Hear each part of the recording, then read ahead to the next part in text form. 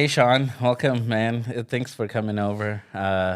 It's a new podcast, so thanks for giving me a chance. Yeah, of course, man. Thanks for having me. And of course, man. We talk all the time. So for all the new listeners and you, basically the point of this conversation and this podcast was I just wanted to start a podcast for years, and I'm finally actually doing it because having been in this industry and hopefully now I'm slightly successful, I would say.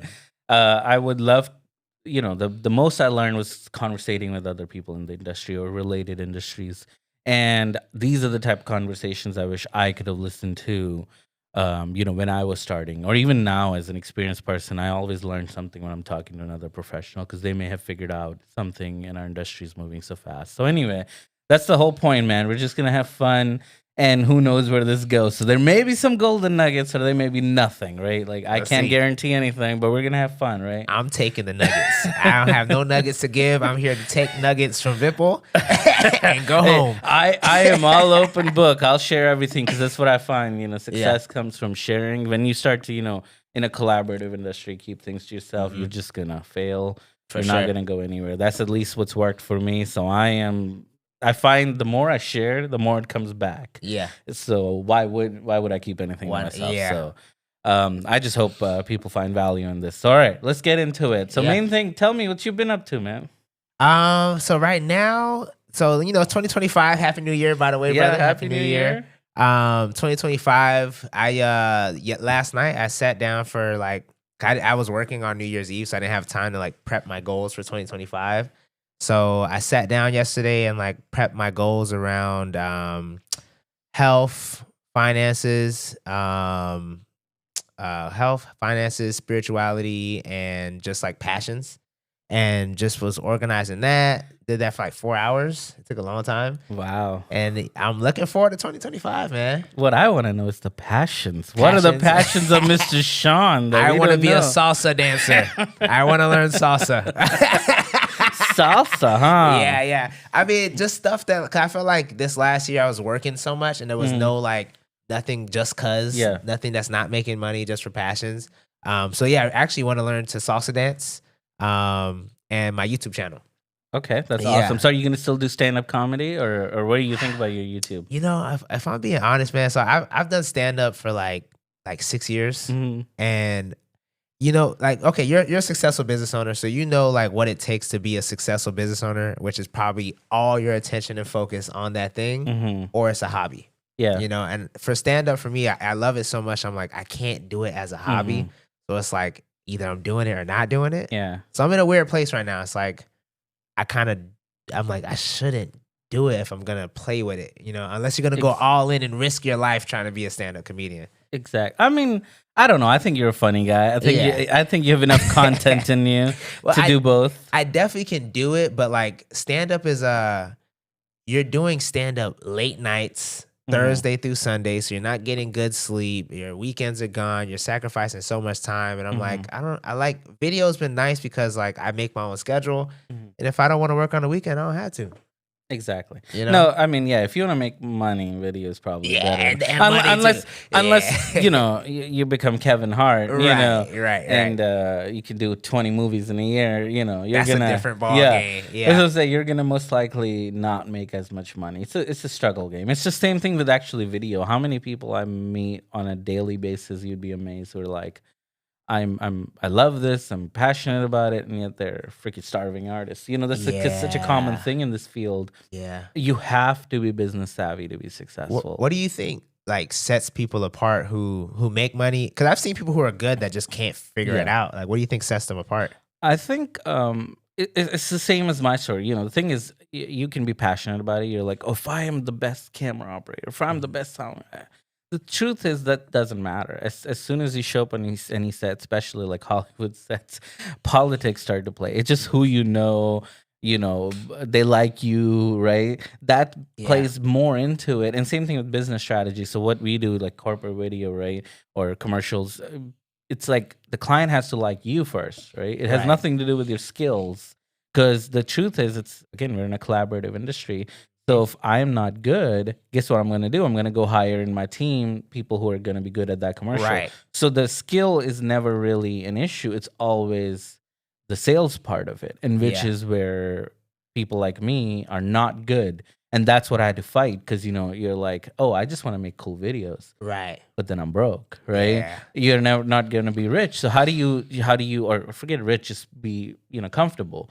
How do you do that? And then what I found, and like I said, I'm so glad I figured this out, was simple. Like you have to solve problems, right? You Right. cannot be the video guy. You have to be the problem solving guy. Right. And as a business owner now myself, I do the same thing. If I have a problem, I'd rather pay someone professional to solve it than spend years, months, whatever days of my life trying to figure that out. Right? Figure it out yourself. Exactly. Yeah. And it's so funny. If I met my own self 10 years ago, I'd laugh at it because I was the guy like going on Black Friday. Let me find the cheapest deals, and now here I am buying things because Black Friday is long gone and I'm still buying things and I need them. It's like, I can't wait for next Black Friday. Old Whipple would have waited. New Whipple's like, no, this is not making me money if I don't have it, right?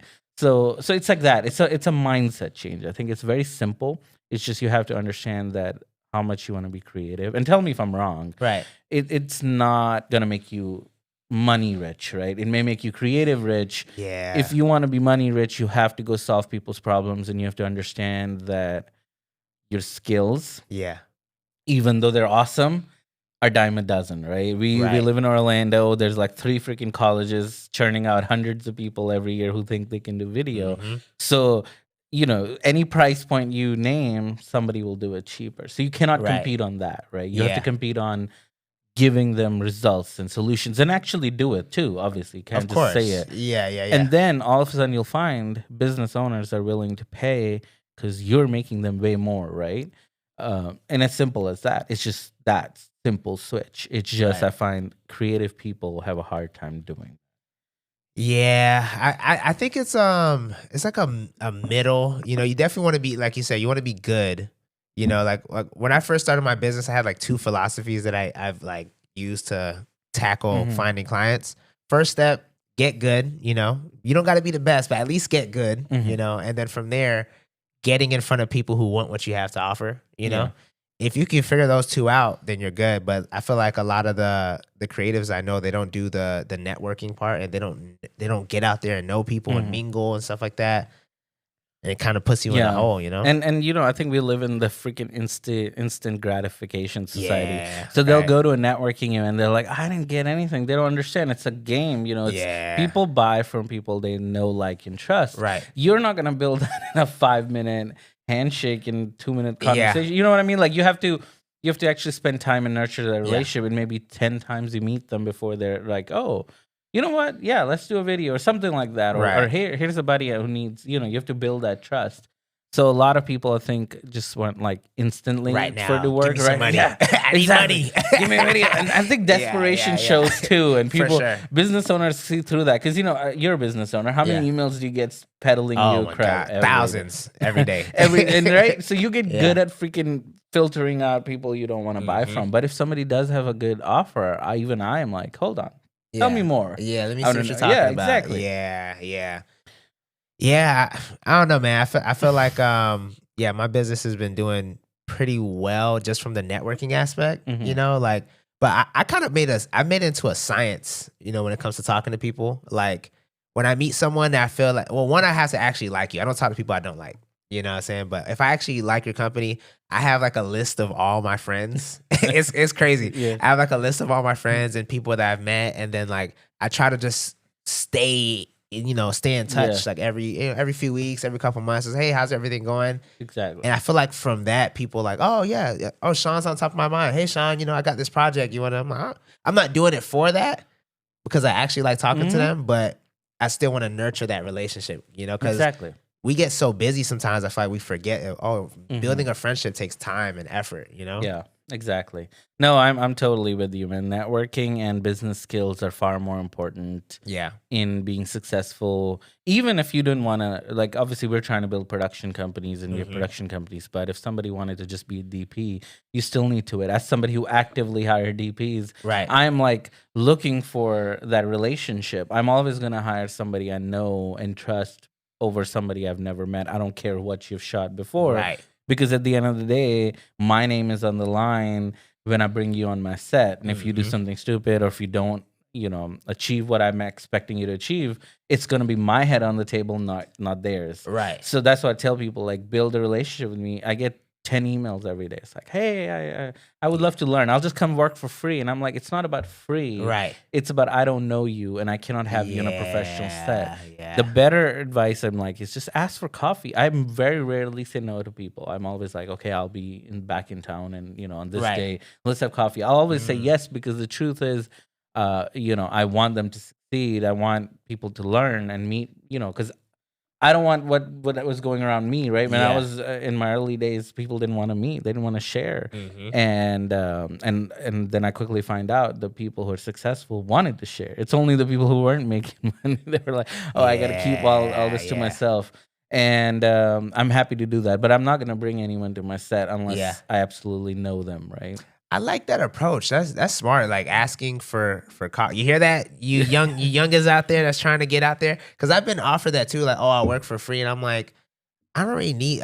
I'll figure out the money part if you need to get paid and you're good. But like, yeah, that doesn't make me want to meet you. But yeah, if you want to have a conversation, yeah, come on. Absolutely, ask questions, and now that's what I'm doing. This is hopefully they can learn from real people, and obviously I'm not saying there'll be 2 hours of good information, but I'm sure there'll be nuggets that they can pull out of it. But that's just the truth. You need to have conversations with people who are already where you want to be. Right. Stop learning, because my biggest issue online, man, and we do videos, scrolling through Instagram, it's like every other freaking person is like peddling courses. Everybody, dude. And it's like, do you want to make 150 K a month? Let me show you. I have a guaranteed process. It's like, dude, if you're so good, then where's your video company? I want to first see that. Yeah. I want to see the videos that you work, the clients that you work, who you're doing, because the truth is, that is their business. Their business is education, which is fine. Right. I have nothing against it. But you can get that information cheaper and better for somebody who's actually in the grind, who's actually doing it, right?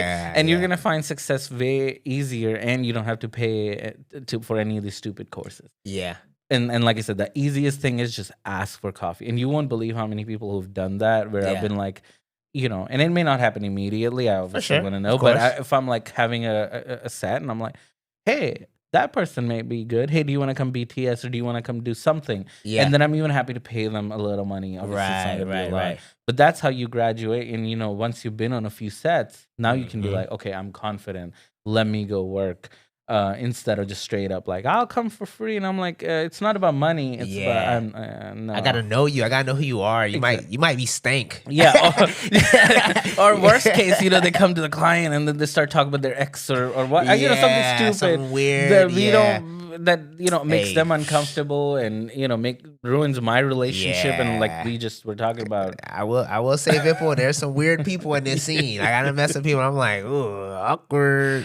So it's like, I gotta vet you. I gotta make sure you're not gonna like ruin my relationship with clients. You're not gonna make everyone feel uncomfortable. It's like, I can't just hire you because you're good. Yeah, it's a lot. And then are you good? There's the other issue. That too, yeah. Is that what they're teaching you in school is like, oh, do this, do that, and then you realize that's not how we actually do it. That's not how especially we do it, in the corporate world. Yeah, there's no delineation, as in most sets are, tell me if I'm wrong, 10 or less people. Right. And so even though I may be like, Sean, you're my DP, guess what? You're picking up bags. You're bringing a light. Yeah. I'm like, so Gaffer's busy. Can you put up the stand? You might be janitor for a little bit. You're doing a little bit of everything. And I want to be very humble about that. Like, as if if I'm hiring people and if I'm happy to pick up stands and bags and set up a light, then they can. Right. Right. And that's just the nature of a corporate commercial job. You don't have big, huge crews with big separate departments. I've definitely come across some people who like, they stick to their role and they're like, I don't touch sandbags. Yeah. I was like, you gotta touch the sandbag. you're not gonna last, right? Especially in the Yeah. corporate field, because I'm For like, sure. it's when it's so less people. You gotta like, be flexible. Yeah, you can't just be. Yeah. I've seen people like that who are like Yeah. literally like power pose standing in the set. Yeah, Like, it's all right, like- I'm just touching my camera. Especially, I understand if we have time, then of course you can let everybody do what they gotta do. But if we're on a time crunch, we got 30 minutes. Yo, get the sandbag. Exactly. What are you doing? Yeah, I don't even know why that's such a problem. Yeah. Anyway, man. I've had that happen where I've been like, hey, here's your stand for your Dana Dolly or whatever, and that person goes, it's not my job. Yeah, it's like Last time I checked, yeah. this is not Hollywood, you know. And Yeah. as somebody who does, sometimes I'm not all the time, but I do tend to be lucky to be on bigger sets.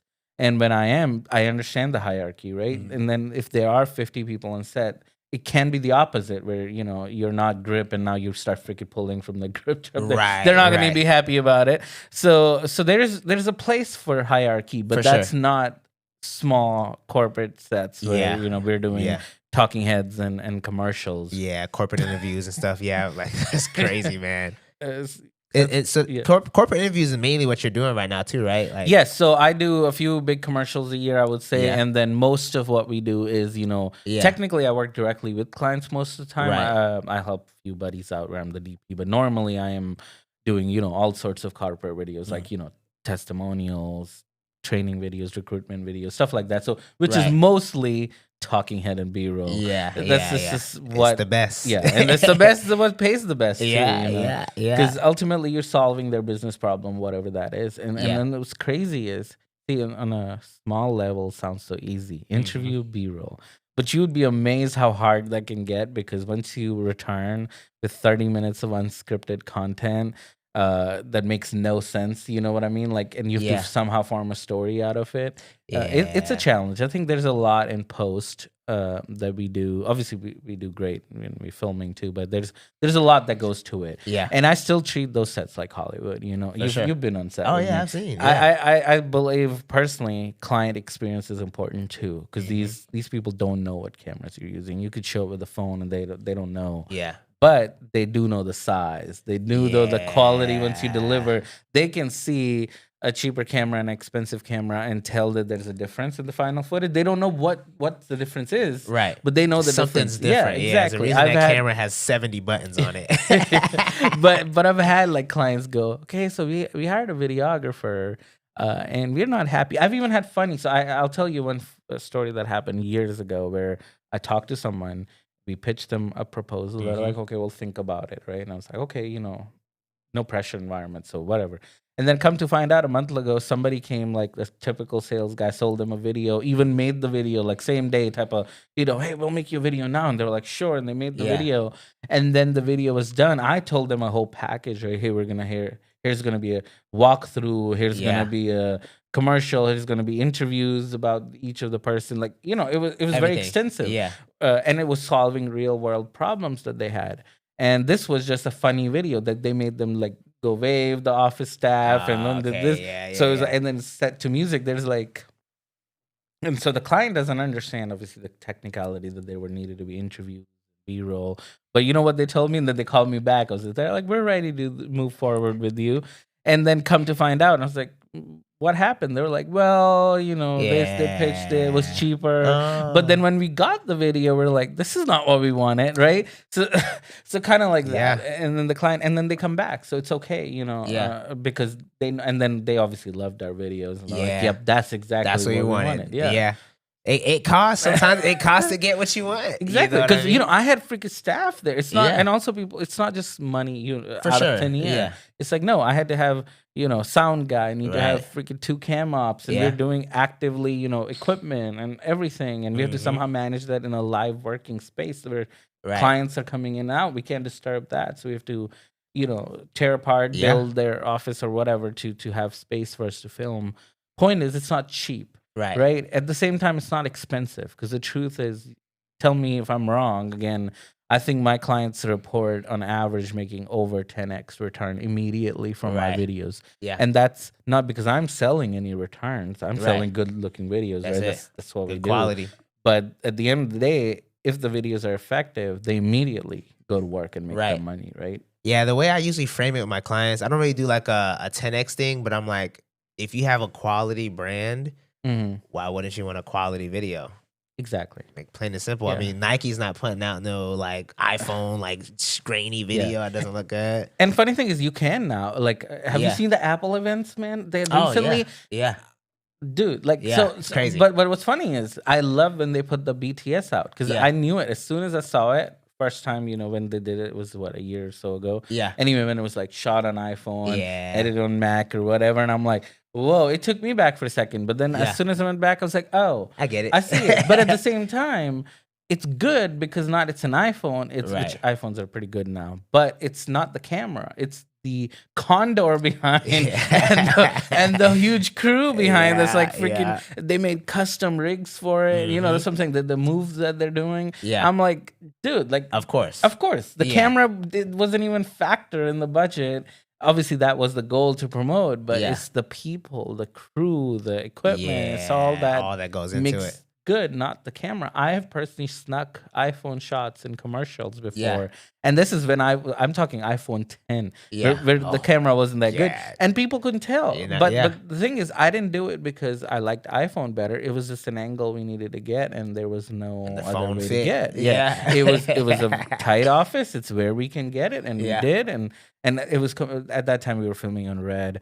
So, and it fit with the Red footage just fine. People couldn't even freaking tell. I still don't have the agency is never, they may know now. I guess I didn't mention the exact commercial, but you know, like the agency, nobody ever came and says like, this shot doesn't match. What's going on? Is that a iPhone and so it's like helium and Monstro footage, and then there's an iPhone 10 shot in there.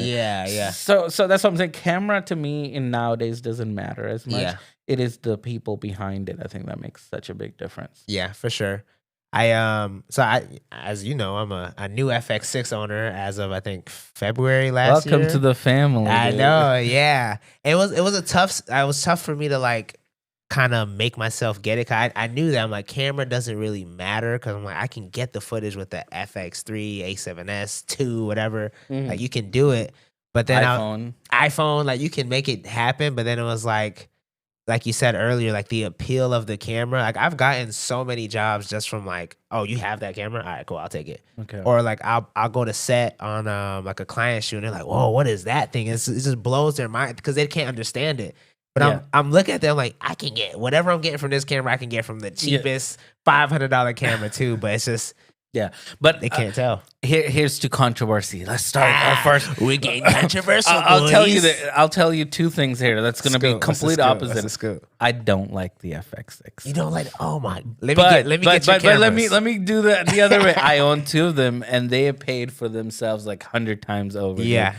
The cameras make money right now. If somebody came to me blindly and was like, "What camera do I buy?"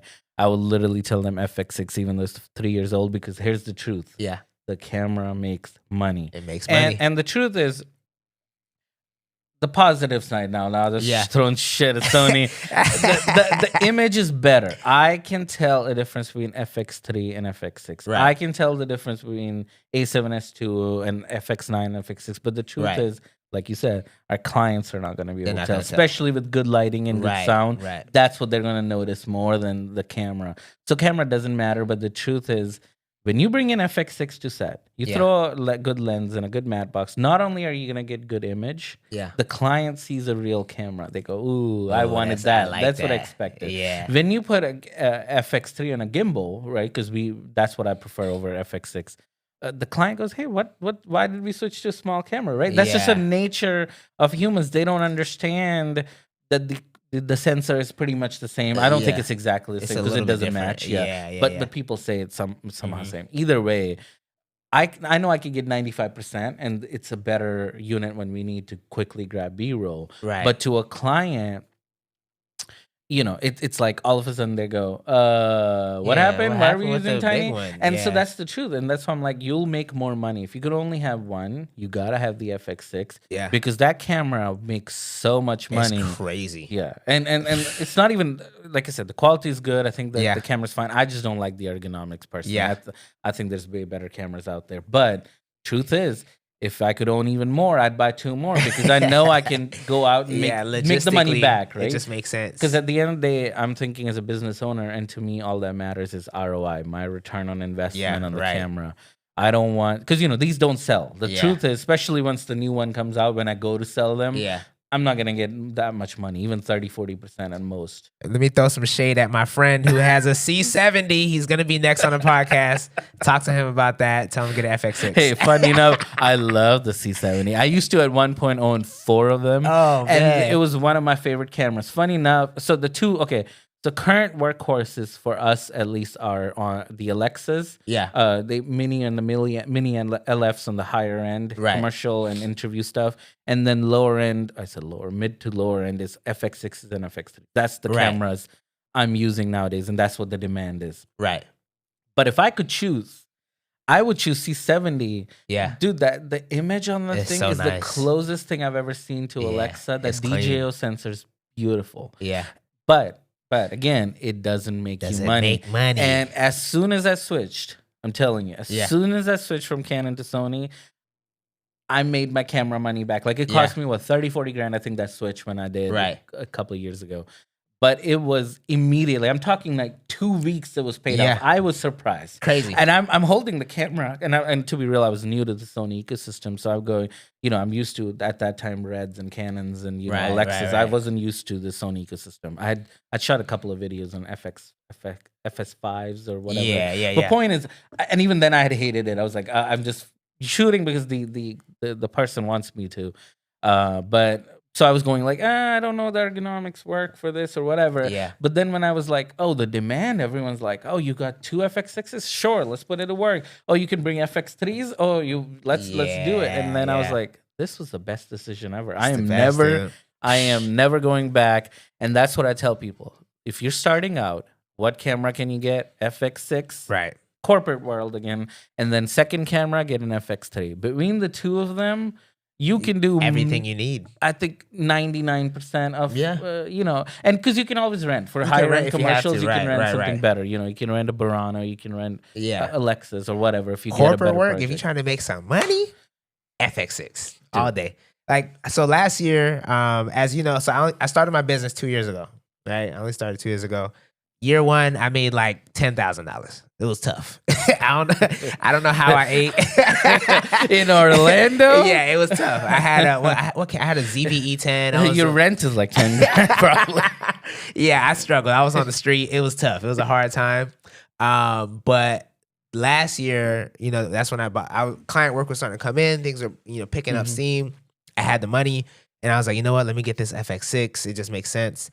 And I think the only reason I made 6 figures last year is because of the FX6. 6 figures? First time in my life. Figures? I don't know. People are obsessed again. I don't think the number matters. It mattered to me. It matters going from 10,000 to 6 figures. It matters.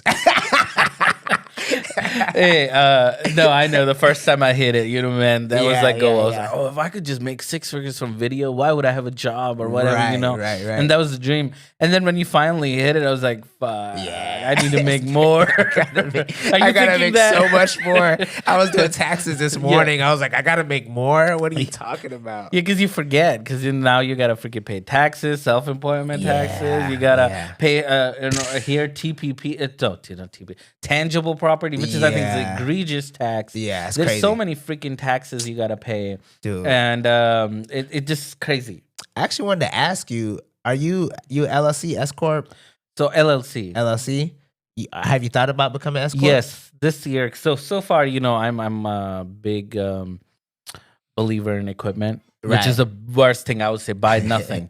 That's how you make actual money. But don't be like this, man, please. Look, and I think that's what differentiates me. Because like I was telling you, I'm an artist who loves cameras, lights, sound, everything. Like I am obsessed with this, right? I live and breathe video.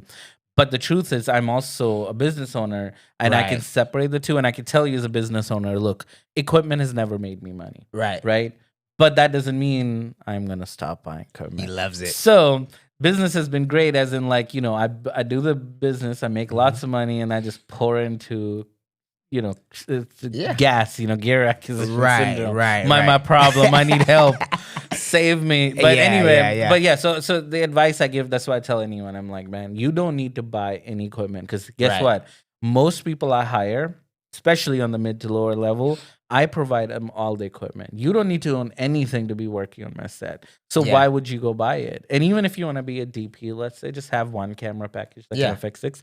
But that's it. Any production, you go rent, your grip truck or your sound guy or whatever to make the production happen. There's no reason for you to Yeah. own that much equipment like people start to.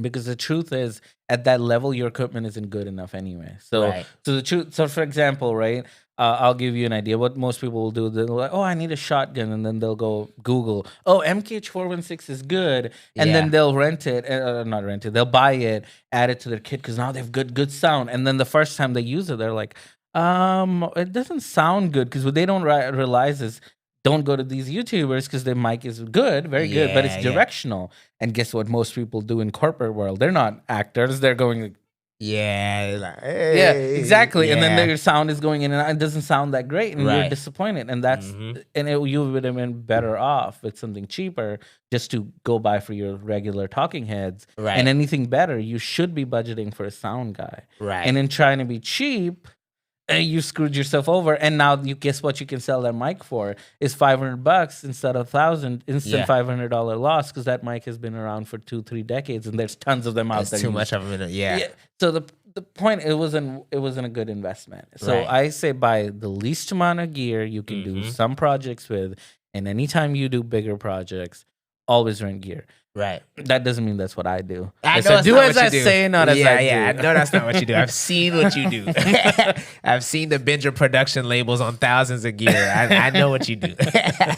Hey, anyone who wants to rent it, I got a whole production van for Oh, you to yeah, rent. yeah, he man. got it. He Hey, got look, it. you want it? I'll rent it to you. There you go. There we You go. know, we'll That's why work he got- together. But I think with you took it the smart route of like, you have all this gear. A lot of people, I feel like they collect gear and they don't make money off of the gear.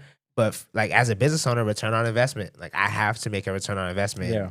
Even though it took a while, you collected all this gear, but now you have this grip truck. So it's like, Mhm. okay, I'm gonna make my money back Yeah. after all these decades of collecting gear. you No, know? I've been talking about it for a couple of years. You know this, man. Right. Everyone has known me. It's heard it because I had a van and a trailer set up, and I loved it. I think I made even a YouTube video about it, but because it was so functional. But the Right. problem was when in Orlando, downtown and stuff, it's just hard to maneuver a trailer, and then you have Right. to unhook, hook. So I wanted to Yeah. go to a van setup. So when I sold it, the plan was immediately. But then the business side of me took over. It's like, Yeah. this doesn't make financial sense because I'm flying 80% of the time for my gigs. Right. So I'm like, why do I need a van?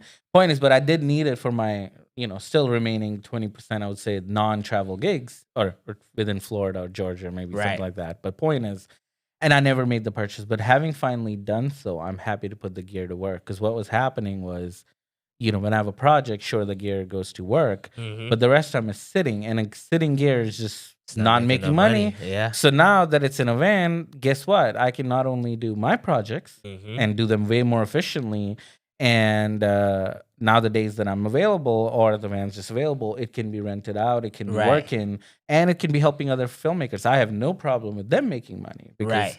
obviously I'm not charging that much money. I think my rates are freaking incredibly low. Yeah. Because I just want them to pay for the van. I already have the Yeah. equipment. Yeah. Pay this van off. It's like it's both ways a good deal. Yeah. And the crazy thing is, it just makes me so happy because I wanted a legit grip van. Yeah. I rent them, so I've been like watching other people's grip vans. Like I go to New York, I go to LA, and I'm like, ooh. I like and now to that. finally have like actual, and I'm talking like legit. frames, corners, You know what? ears, Throw, like, throw up an image of the van on yeah. I gotta go take a photo. Yeah.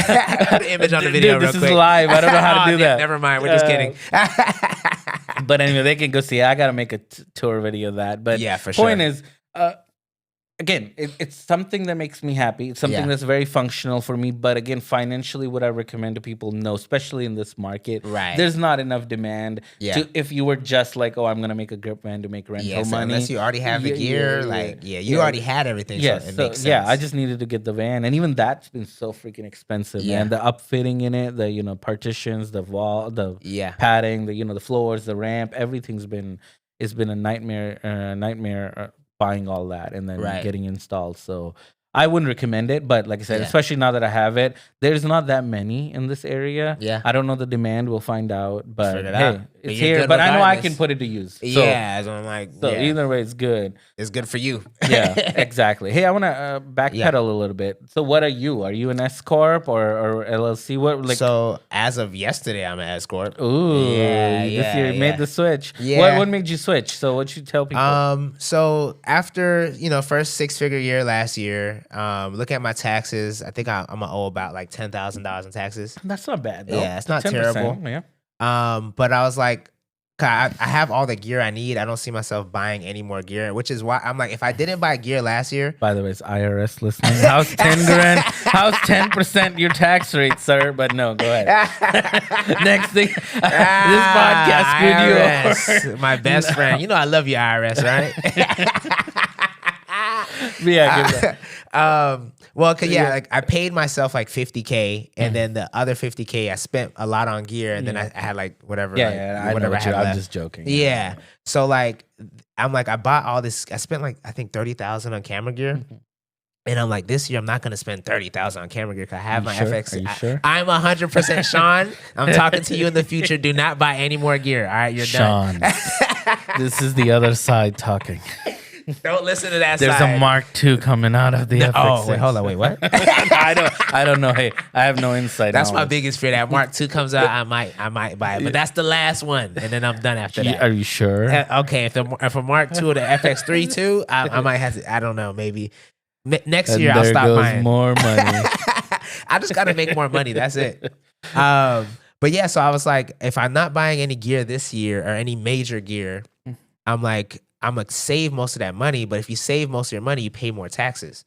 So it's like S corp just makes more sense. If I make $100K again next year and I pay myself $50K again, and I have $50K sitting in my account, I don't want to pay taxes on that. So become an S corp and you pay less taxes on the $50K. Exactly. I think the biggest thing is talk to a CPA. The biggest thing people 100%. Do is, again, you start doing this, finally start making money, and most people just go, oh, I got to keep it all. And the truth is, the only way you can grow, because last thing you want to do is, and having done that, receipts from the year just all over, your mileage everywhere, and you may make mistakes. It's just better to hire a professional, and you'll make more money, because a good CPA will find you ways to save on taxes. They'll find, right? And they'll just help you to set up, like, if it's time for S corp or what can you do, or prepare you for the next year. You would be amazed how many clients of mine will just, like in December, just pay me for the next year, because they can write off video production as advertising.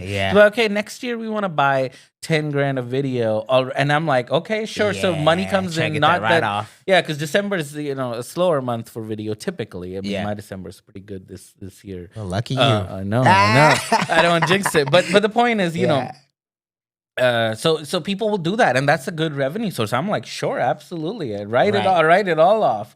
Because their CPAs told them, hey, you got to spend 10 grand or whatever. Right. And I'd rather be on video, because the truth is video will grow their business versus some other equipment, like I said, will not usually give you the return on investment you're looking for. So I'm happy to take that. And that it hurts though when you go out to actually film it 6 months later, then you go, I'm not making money. I'm making $0. Yeah, exactly. Which is why you need a good CPA and money management and business skills that are so important. But that's so important, man. You got to find the right professionals, build a good team around you, get good mentors. And I think that's the success. That's how you get it. It's not by yourself. Stop 100%. Stop being alone, and that's what changed, like I said, the game for me. Because believe it or not, which is, like I said, why I wanted to have these conversations, because when I started, I just felt so alone. Because and especially, and I know I'm an obsessive personality, so I get it. I do more than most, but I was like talking to when I was like, especially when I got all in, my job is done, everything. I'm just solely doing video. Right. All I could talk about is video, right? And people around me don't care, because they're not the video people. So finding my tribe, finding people like you, like who are feeling the same way, actually so important for your sanity, because the last thing you want to do is feel like you're alone. Yeah. Because then you feel like, am I right? Am I wrong? Because you can't make the right decision. So it's very important to find your tribe. And believe it or not, a CPA, even though they're not video people, they're part of your tribe. Part of your tribe. They're helping you make more money. They're helping you be more successful. And like I said, I just recommend it to anyone. Yeah, got to. Yeah. And I didn't notice like why I would like video so much. Like I said, I did stand-up comedy before, and then, you know, get into video, and I'm like, oh, because stand-up is by yourself. Like, you're not on stage with anybody else. You're up there by yourself. You're doing the shows by yourself. Maybe a couple friends, but usually it's like random people that you've never done shows with, and it's just like, all right. It's heckling you. You heckle an audience. You got to drive home in silence because you bombed. It was terrible. You know, but like with video, it's like, oh, I'm hanging out with people all the time. It's like you're building this big, even if they're not your employees, you're building like this community. And I think that's the thing I love most about like working in the video space. No, that's my thing. And I'm an introvert, so I like to surround myself with extroverts like you. Yeah. Oh, no, I'm introvert too. He always says this to me. You say that. You say that. I meditated this morning. I made sure I got 8 hours of sleep because I know my social battery, like, it drains very quickly. Wow. Yeah. Here I'm running on maybe 1 hour of sleep. Oh, really? You're crazy. You're crazy. That's my life. No, but that's my fault. But let's not dig deeper here.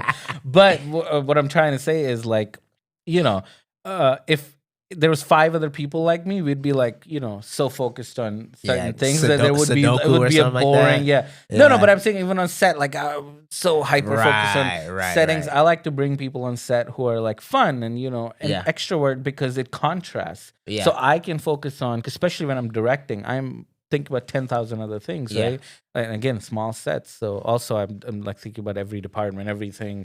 And how we can manage it with a 4-person team, let's say, for example. Right. So last thing I want is the client to see the thought process, because, you know, so having 3 other people, let's say, who are more extroverted, meaning set is fun, I'm having a good time, client's having a good time. Right. It's very important. But that's what I'm saying. It doesn't mean you have to be extroverted. That's why you collaborate, right? If you're extroverted, maybe bring some introverted people with you who can more focus on the work and not everyone's not just talking all the time. And for me, it's the opposite, right? I'm like, I don't want too much silence, because that would drive me crazy, even though I'm introverted. Right. I want everyone to be having a good time, and I need people like you, you know, to crack some jokes or whatever. It's a lot of pressure, Vipples. Oh. Make my clients happy. Yes, exactly. You're not only just camera, grip, gaffer. You're also a comedian. You're also a comedian. Welcome to the corporate video production. That's the world we live in. So you think you're going to do this long term, though? Now that, you know? I don't know. I'm just kind of going with the flow, if I'm being honest. Because, you know, you're new, but you're also successful, right? Yeah, you figured this out. A lot of people take sometimes years to figure out. You figured out very quick. Yeah. And I saw that immediately. And again, I have to say it. You may not take it, but your personality has to do with it. Yeah. People want to be around you, right? I know I want to be around you, so I know your clients want to be around you. And when people want to around you, they want to hire you, right? People buy from people they know, like, and trust. Yeah. So you have an advantage from your personality, because you're a nice guy, right? Yeah. Maybe. And I'm good. Maybe. I don't know about the good part. We can debate that. But anyway, point. Yeah. But you know, so I'm saying you've had faster success than most people. So do you think you're gonna now stick with this, or, you know? I mean, you know, you see this as a short-term thing. Until I seen some numbers. I seen some numbers from some friends recently, and I'm like, oh, them numbers look nice. So I might have to stick with this a little longer. I want to see. I'm like, I see what I did last year. This year, the goal is to double, and then we'll see what we can do. Just optimizing my strategies. So what's the magic number where you trying to reach? 250. 250? Yeah. You think that's I think I can do that this year. Yeah. And then next year go up and then see, you know, hit an M, and then I'll see how I feel from there. Look at that. 250, then an M. Yeah, Sean. yeah. I mean, and to be real, the thing is, it's doable as long as you understand what it takes. Right. Because to go to 250, very easy, Yeah. in my opinion, especially from 100. If you're already at Right, 100, right, you right. know what you're doing. It's got to double down. Yeah, which is doable. But then to go from 250 to a mil, that's crazy. now it's a completely different game because guess what? Now you have to become the guy in the chair because you Right. yourself can. I mean, I don't want to jinx it, but Yeah. you know, it's hard to do million by yourself, right? Yeah, it You makes have sense. to hire other teams and have other people go out and do shoots Right. for you. That's what the rest of that revenue a lot of time comes from is Right. you become the boss, right? Mm. But you have to then become the guy in the chair or the guy on the Yeah, headset. yeah. You think you're going to be as happy doing that? Yeah, 100%. I hate holding the camera. I don't. Oh, I don't yeah. ever. Dude, sometimes I be on shoots, man. I'm like, man, I don't want to hold this heavy behind camera. My back hurt. Like, I Oh, want to really? pay somebody to do Huh. this and Now just I like remember. organize and orchestrate. I want to be Exactly. what is it? What's it called? I'm talking about the symphony. Yeah. guy. I know what you mean. Yeah. Yeah, orchestrator. Yeah. Yeah, I want to do that. I don't. Yeah, I mean, I love Yeah. I love playing with them and stuff like that for personal Yeah. stuff. But like for client shoots, I'm like, I'd rather just direct. Yeah. Yeah. And see, for me, it's a balance. That's why I do other people's, like help other friends out on shoots Yeah. because then I can You get can get that itch, itch off. but it's not all the time. Exactly. And then Right. I can go make money on my own shoots where I can direct. And to be honest, I like directing and producing. It's Yeah. my favorite thing. But I am an inherently, you know, I love being a DP gaffer, sound guy. Yeah, And I yeah. cannot do that on my sets. If I did that, I would not have, you So know, I would how not would- be able to pay my bills. Who's gonna direct? You know, Exactly, what I'm saying? Like, right, who's gonna be yeah. the boss? Exactly. So, Yeah. well, you know, I call you. I'll be the boss. Yeah. I don't mean, wanna hey, be- you're reaching for the stars, and I think you can Yeah. get it, man. I don't want to Oh, make a dude. joke about that. I mean, This morning, man, like that's why I'm like, if I'm planning to make 250, I'm expecting to make 250. mhm. So I'm like, all right, get the S corp ready. You know what I'm saying? And like now I got my emails and everything. Like everything's ready to go, and I just got to figure out how to do it. So what are you gonna do different this year? I think I'm gonna do more outreach. So last year was a lot of networking, but I didn't really do much cold outreach. I got some clients from cold outreach, but this year I'm going ham on the cold outreach. I'm reaching out to get my strategy, you know, for you young guys out there. Marketing agencies, production companies, AV companies, and conferences all over Florida. Sending emails. If I gotta go to conferences and pass out cards and just meet people and just go super hard on like getting more people to know who I am and what I offer. You know. That's pretty good. That's pretty good strategy. Yeah, I'm like I did a little bit of that last year and I made 100K. So if I go like crazy and I work all Yeah. day every day, I should be good. Yeah, I think that's Yeah. doable. So, what's your like goal? Like, how often are you gonna do that? Like, what's your like? Do you have a ratio that hey, this much I go out and do this, and this much I actually work? Yeah, right now it's kind of like I'm kind of figuring out. A lot of it's still on myself. You know what I'm saying? I'm doing the video, I'm filming myself, and I'm like doing the outreach. As far as like emails, I'm trying to send like 100 a day, and then with like going to conferences or like networking at least once a month at least. But I gotta find like the right places to go. So you're trying to get hired by other people, right? Because you're Right. not trying to be the agency; you're getting hired by the agency. Is that your goal? Right? Yeah, either the agency or directly with the client. With the client, yeah. So that's what you do. I feel like that's where the money's at. That's what- Especially like, because like one thing I do a lot is a lot of conference video, and I'm like, bro, these people paying like 100,000 just to be here, Yeah, just to get a booth spot. So I'm like, y'all got money. yeah. You know what I mean? You got it. That's huge. Here and Vegas, I think, are the two big places. If you Yeah. want to just make money doing conferences, they're a little boring work, but Yeah. but they're definitely the money's there because The they're money's paying there. so much. They want to capture that content, and that's the Right. only time they can. Right. 'Cause- Once in a lifetime. Yeah, exactly. Or Yeah. once in a year. Once in a year, yeah. exactly. And you can find repeat clients if you I do was good gonna work. say, Yeah. like anybody out here that's looking for an industry to get into, I like the event space because like if you do a good job and you make good connections, they come back every year. Mhm. Like I had a client last year, they reached out to me to do a conference in Atlanta. And they were like, this is the best video I've ever had. Like, thank you. The last guy sucked. Like, you're so awesome. We're going to Vegas next year. We can fly you out. Like, it's going to be like a 7-day shoot. I'm like, yeah, fine. And this is only just me, like no crew, Yeah. like just gimbal camera. And like, bro, they're paying like 5,000. You know, it's Look crazy. at that, make that dough. But that's what it's about. See, to them, the value is Yeah. they know what they're gonna get, Right. and that's what a lot of people don't get. I've had some clients, and this is more from clients' perspective. who don't understand it yet. They're like, why wouldn't I just hire local? Because Right. consistency is key.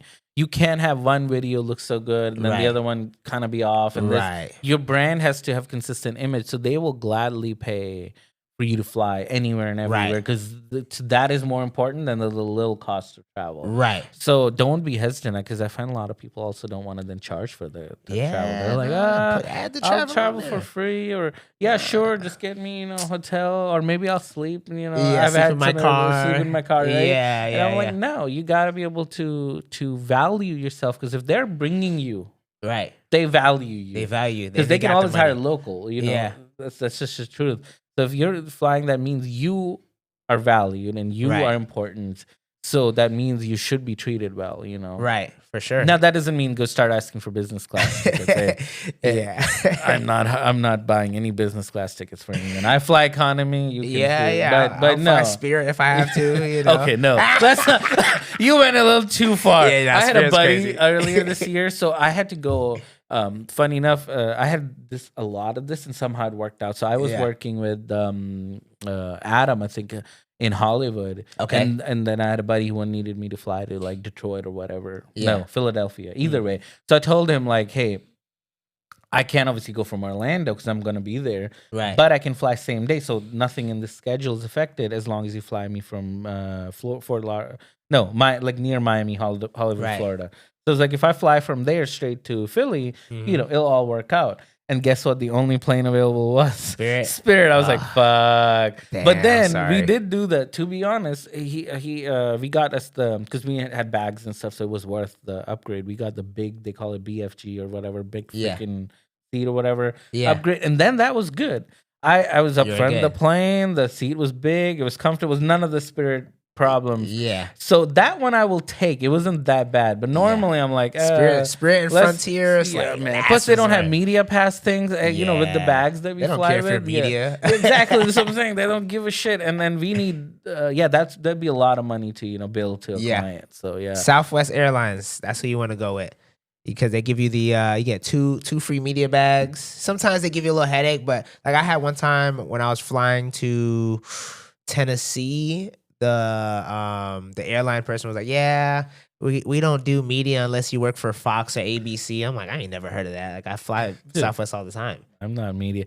But no, I've never had that trouble with Southwest. Yeah. They are easy to work with. They're That's why I easy to like work them. with. Yeah. Because I just give them pass. Actually, I take way more advantage of them because I can also get pre-boarding with them. Because Oh. I'll usually go, and I have, obviously I'm a legit production company. I have Right, a but you legit got a production, my little badge. badge. So, and I'll even give it to anyone who's flying with me, like their own badge. Yeah. But I will always like go to them and be like, hey, obviously I need passes, but then can I also get pre-board because, I need extra time for Right. media persons carrying media equipment. And sometimes you'll get pushed back, but Yeah. usually when you're Usually like, you're no, good. I want to talk to Yeah. manager, they'll give it to you. And then the advantage is you sit up front, so you can make your connections faster. Plus, the dreaded thing for a filmmaker, I never want to put my cameras, because I always carry cameras Yeah, with never me put it under under the plane. And the way they throw this Dude, like it's Yeah. overhand Yeah, WWE into the plane. It's like sometimes I feel like they just do it on purpose. They're like, they don't even look where is they're this a throwing. Camera bag. Yeah. So and I had to do that recently. That was it's a very scary moment. Yeah. Because we didn't know we were going to transfer into tiny freaking plane. Oh. Yeah. And they were like, oh, that's the only place the thing can go. We don't even Yeah. have overhead bins. Liars. I Like, went yeah. in. It was a tiny plane, but they did have overhead bins. I could have easily Yeah. put my bag there, Something. but that was scary. I told the guy, I was like, look, there's very expensive cameras in here. Please put it to the top. And Right. nothing broke. But That's yeah. good. That can be a nightmare. So at least with Southwest, I've had good luck. Yeah, they're with usually good. just going, And with that situation I pre-boarding. had with the lady who was saying I had to work for Fox and ABC, I was like, you know what? I'm about to be late. I paid the $100 And you asked for a refund? and I called Southwest and oh yeah, we're sorry you had to deal with that. Yeah. Here's a refund. Exactly. Like, So they yeah, take that's care what I'm of you. saying. Take advantage, but get a legit pass, man. You'd be surprised how many people I've met who've like printed out like a little piece of paper. Obviously, they're gonna be Wanna see suspicious mine? of like, oh, is yours? I should have brought mine. Is it a piece of paper? I'm gonna be fine. Oh no, that's legit. I See, laminated it. see, it's still piece of paper, but you at least laminated it. Yeah, make But it there's feel legit. website like who'll print a real like badge for you. Like, yeah. Oh, like a like a plastic? card, yeah, with Yeah. even NFC and everything. You can even be like, hey, just tap on it, it'll open my website or whatever. And I get everyone. That's what who's happens when working you make for me one of those. $1 million. Look at- You I can don't know do if they that. can see that, but look at the picture Look at of that. Sean. Come on now. When I had hair, that's not you. Oh my goodness.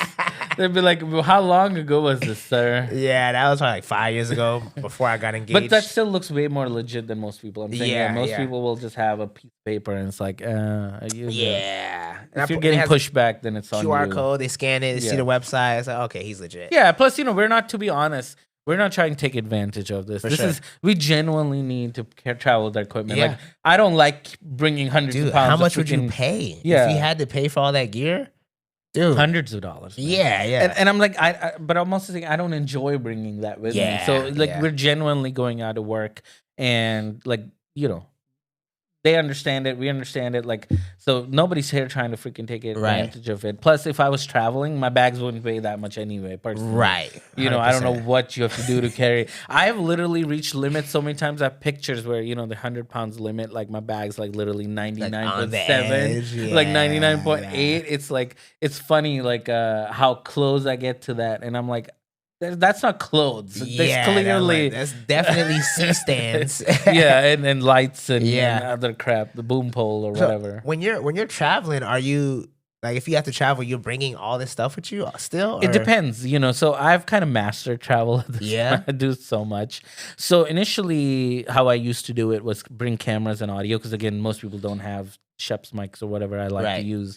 So I'd bring that, and then I'd rent lights and stands. Then From where you go. Then now lights became so small because they're LEDs. Right. I could bring lights, and then all I needed was stands. But now because again, lights are so light. I love my latest favorite travel lights are like F22Cs from Yeah. Aperture Gonna buy some. or Amaran or whatever. But they're like very lightweight, and especially if you take the case off, you can bring a bunch of stuff. Yeah. Then I found these Matthews foldable stands, and they're like those cheapo stands, but they're Matthews, so they're strong.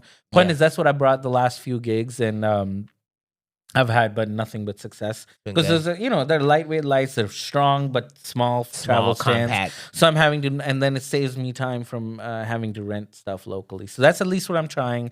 Obviously, that won't apply to every gig. Some gigs you have to rent like 2-ton or 3-ton grip truck when you're on set, but that's just part of the game. Yeah, exactly. Yeah.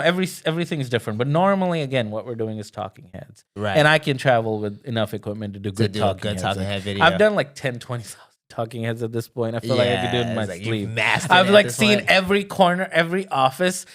I don't think there's any different variation of an office left that I haven't seen. yeah, Because again, They're all the same. corporate, they shove us in the same freaking office, same corner, same. Make it look nice. Yeah. It's Which is like, there's a blank wall here. all There's a blank right, wall what here. can we do? You have a plant? Is there a plant in here?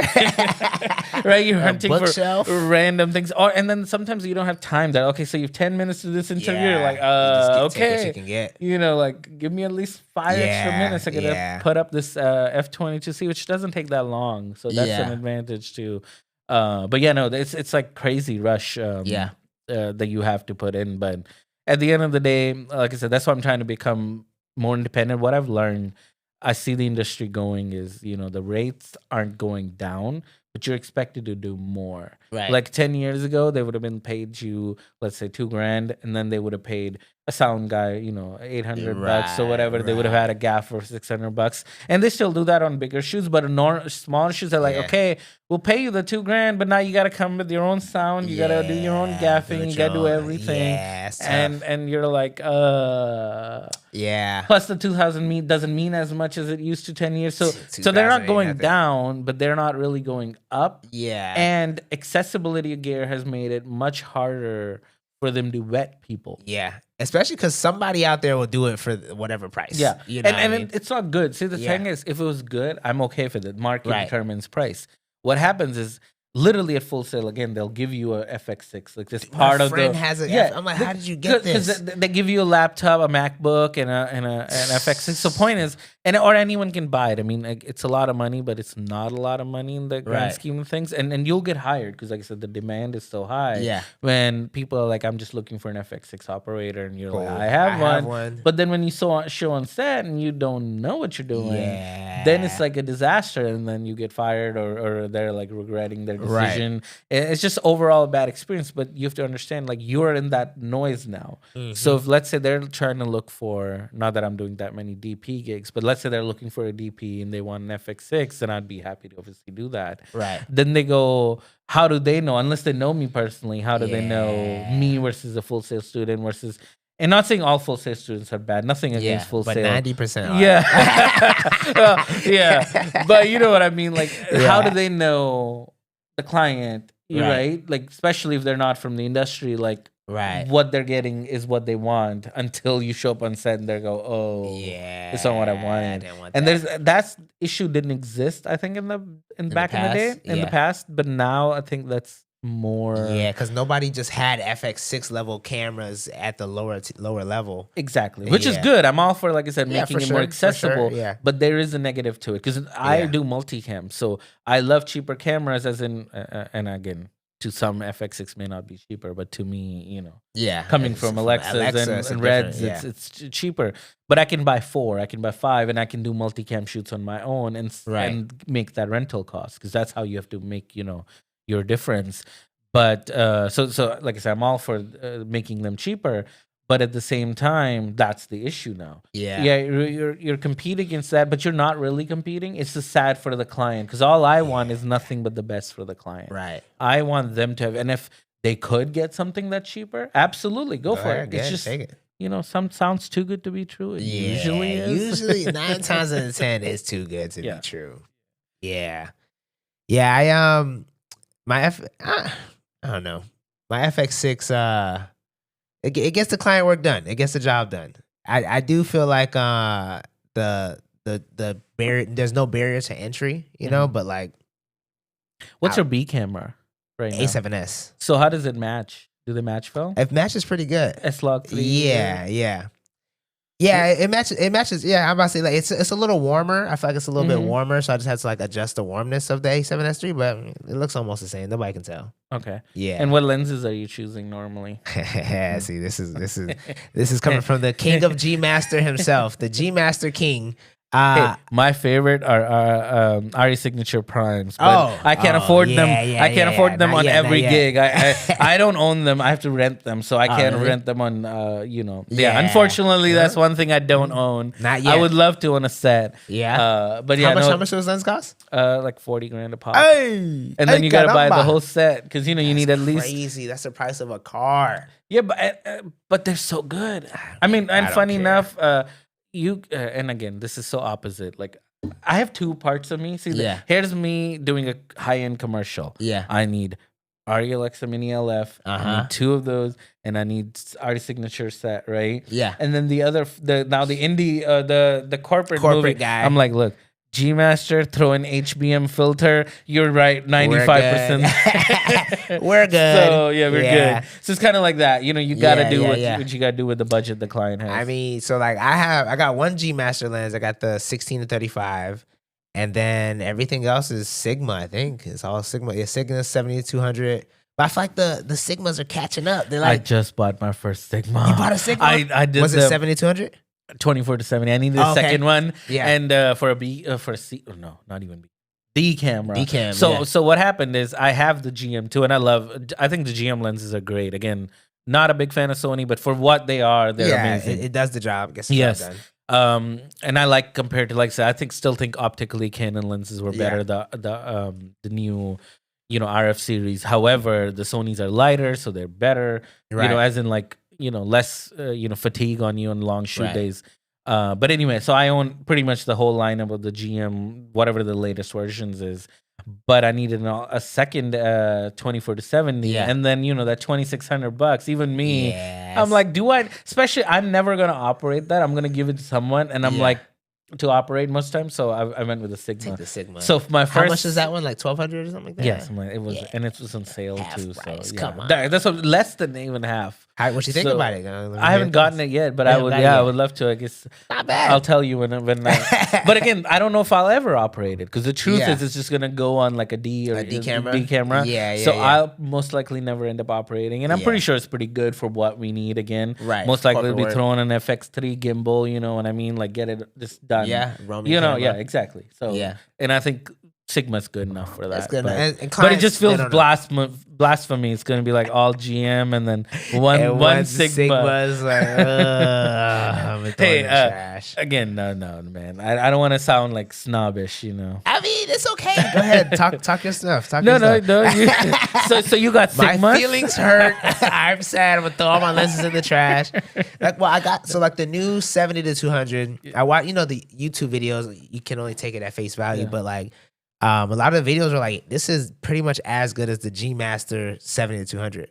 I mean, probably. They were like, I it's think like it's more the integration. See what I like. Why again I chose when I did that was because they're native lenses, right? And they had that focused breathing composition. What I found very quickly was that's not common in my past experience. Again with the RF lenses, but in the Sony world, the focus breathing is just it's crazy. It's too much. But again, the camera compensates for it as long as you have a GM lens. Yeah. They're smart about it. I think they purposefully added just so here comes Sony fanboys at me. But I don't know. Nah, you're right. Is, I think I'm pretty sure their engineers could make a better lens. 100%. But either way, I don't care because it compensates. At the end of the day, we just don't want focus breathing, right? And that's literally I think the only advantage of Sony lenses that you can get those automatic corrections in camera, for any kind of distortion and whatever the corrections that they build in that a third party company like Sigma can do. Yeah. But I don't think optically they're that much better. Yeah, it's not. I mean, funny enough. So typically, again, I'm not for watching YouTubers because they're not actually out in the field and working, right? But I think Gerald Undone did this really awesome video comparing RE Signature Prime, a 35 millimeter with the Sony 1.4 GM 35. Okay. It's crazy comparison. But when then you look at them side by side, you go, that's so freaking close. Yeah. I mean, but again, I would personally, as somebody who uses both lenses and loves them both, there's difference. But is it that much? Is it 30 grand? No, 35 grand, whatever the difference is, worth that much? Probably not. But the truth is when you're, I think the only thing that matters is if you're doing a project where the client's budget is 50 grand for the shoot day, you're doing them disservice by using the cheaper lens, because the truth is, and I'm sure you'll never get rehired, because the rental difference in the both, because I cannot charge them full price that I own the 35 millimeters, so there's a rental cost. It's not that huge of a difference on that big budget. I'm saying there is this difference, but it's not that huge. Yeah, on a 50,000 budget. Yeah, exactly. And then I'm not gonna do that. I'm gonna use the best. I'm gonna get them what I'm used to, and that's pretty much nowadays the industry standard. They're gonna be happy. I'm gonna be happy. Right. Life goes on. Why just why not? And I find those are the people that don't get rehired, because then you start to cheap out. That's when gear isn't. The gear is very expensive on a small set. Mm-hmm. But as the sets go bigger, gear is literally like a very small portion of your expense. Yeah. It's the people, it's the crew, right? Yeah, exactly. So I'm like, if I'm spending so much on getting the good people there, I want them to have the right stuff. Otherwise, what's the point? What's the purpose? Yeah. Exactly. So, but yes, on a small, when I'm doing talking heads, yes. Yeah. It's not that much, man. Yeah. Especially like you said earlier, like the client's not going to be like, is that Sigma? Yeah, they won't even know. Yeah, you know what I mean? You put a matte box on it, man. Yeah, it's as good as it gets. Yeah, I can write Sony on the side. Like, oh, that's nice. I like that. You know? Exactly. Yeah, I've never had a client complain about like the quality of footage or anything like that. So I'm just like, you guys out there, just use what you have. Use what you have. Here's what I'm gonna say: get the lighting best right. purchase. Buy a matte box. Get the matte box. It sounds silly, but you want a matte box. But to be real, it's functional. As somebody, my favorite choice is, again, I've already said, I'm revealing it. You want to make FX6 look good. Yeah. Put the lowest one, which is like an 1/8, I think, power Hollywood Blackmagic filter. There you go. Very expensive, but worth it. But you buy, and always buy them. Don't buy filters in 4x4 or circular weird portions. You buy the once and you cry once. Right. Buy the 5 by 4.56, whatever the bigger format, the regular format is, because they'll always last. Right. You're a Hollywood DP, you're a local, but you use the same filter, right? Forever, yeah. So there it's about 400-500, but I think that's worth it, because you throw that filter. Obviously, the lowest setting. You're not doing music videos here, right? You don't want it to be too strong, but that it just creates this beautiful image, man. I haven't played with that one yet. Yeah. Oh, I got like 4. Yeah. That's like my secret sauce, man. You want to I wanna go see that. when this is what I do. So it's normal talking head, just straight up GM lenses. Right. And obviously, like I told you, my formula at the high end. But somewhere in the middle, where there's like, oh, my budget is 10 grand, 15 grand. We don't have enough budget because I would rather have more people and more talented people on my set than some equipment that we don't need. For sure. They're not expecting, Alexa's there.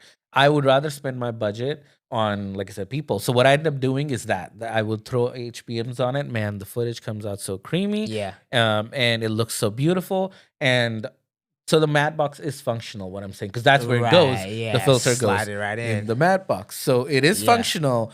But regardless, in the corporate world that we are in, if your camera doesn't have a matte box versus your camera has a matte box, you're going to make more money. That's the truth. Because client doesn't know what disgusting. It does. I hate it. Yeah. It's so nasty. I mean, it's functional. Like I said, I think people should focus more on filtration. I think that has gone away a lot. It has. And again, I'm not that old school, but I feel like a few years ago, it mattered. Like DPs would have a filter collection. They wouldn't be like, oh, I got to use Radiant Soft or whatever because this person's African-American or whatever, or this person's Asian, whatever. This filter will make them look slightly better, whatever. People had that. Nowadays, it's not really the case. I think everything's clinical, which was my issue with Sigma. It's like it's so good that it's too good. Yeah, you know what I mean? Do we want some character or some look to it? Right. Anyway, and I think that HBM does that. It's not it takes the slight edge off. It's not like the other one people use.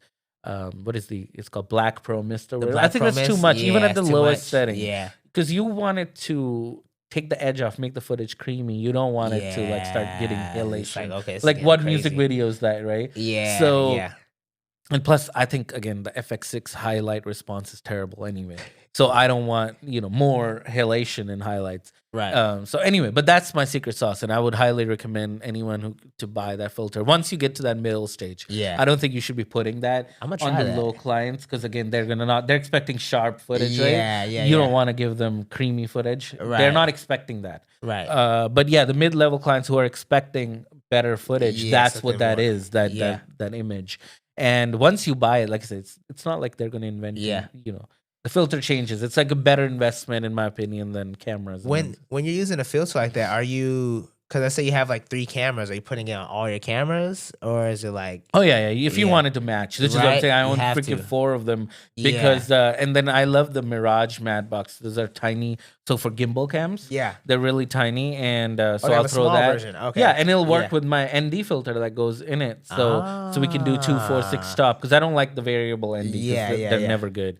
So we can do hard stop like IRNDs. And so we get best quality image even from the gimbal camera, and it doesn't add too much weight because I don't want the operator to get tired. For sure. Look, when I'm paying you for 4 hours, I expect you to work for 4 hours, but it's on me to make sure the person doesn't get tired. Make it easy. Exactly. So I think but obviously it's not going to have the impact for the client. But who cares? I mean, at that point you need to be functional. So I like the Mirage matte boxes for the gimbal camera for the FX3. Yeah, and then I'll put whatever bigger. I have a bunch of them. On the FX6, and throw HBM on it, and then remove it. That's the only thing I'm really changing. Most of the time I stay on my format. My focal lengths of choice are 50, which is what this is. My A cam, and then 85 would be my B cam. It used to be on C70s. It used to be 35 and 85. Yeah, but I find with the full frame, or rather the larger format, 35 was just too wide. It was too wide. So 50 and 85, I think is good. And I love the 85, man. The 85 on 85 is so that's nice. like my favorite, I think, focal length. Yeah, I don't think I would ever change it, man. And like I said, you throw a third camera if you have an operator. You do handheld.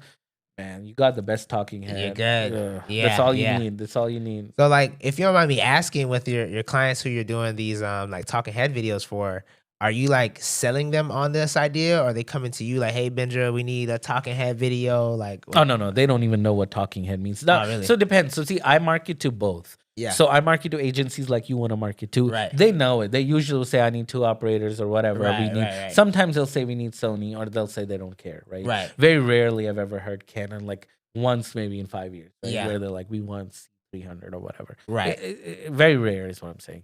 So either they don't care or they care. They want Sony, and then we just follow with what the plan is.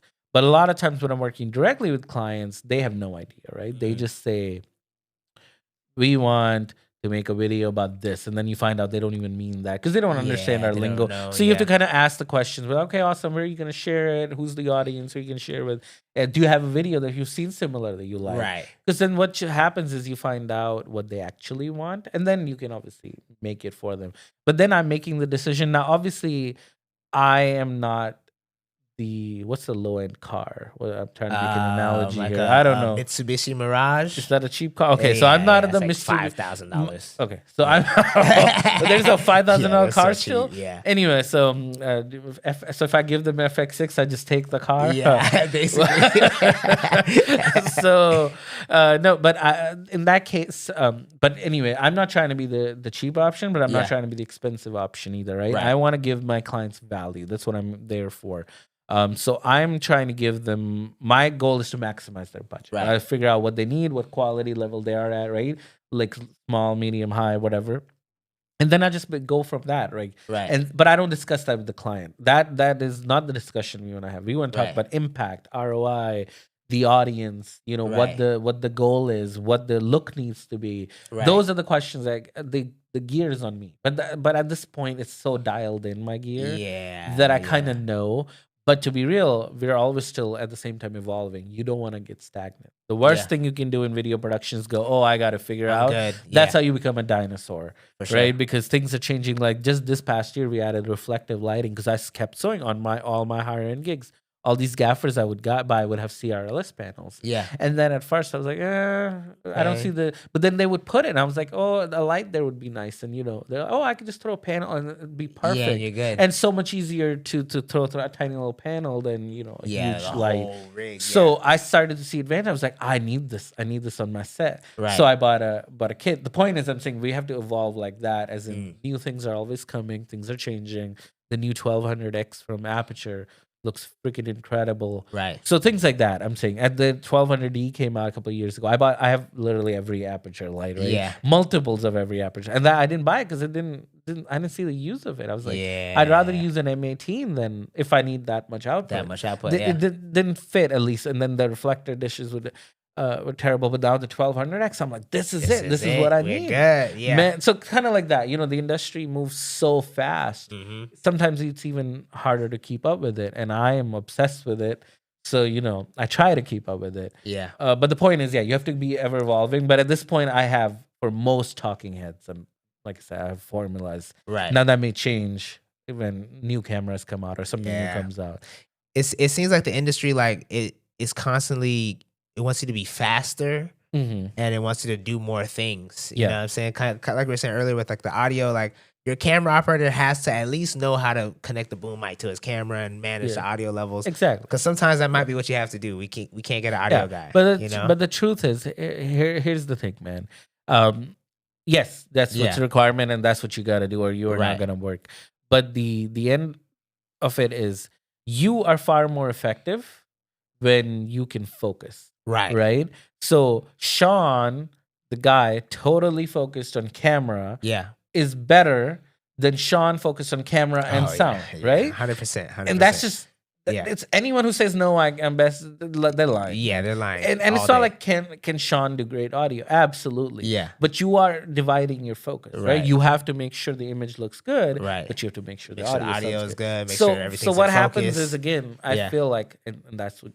It's internet is full of it. Yeah. The accessibility's gone up, but the quality's gone down. And that's what I tell my clients. Like my video, people shouldn't even know we're making a video. Like I don't want to do flashy transitions and flashy animations and stuff because I want our videos to last test of time, right? Right. Unless they're social media content. But the point is, I want to make content that's not going to look jaded because we used a transition that was cool now. Yeah. But in 3 months, because it's moving so fast, and so you want to make evergreen content.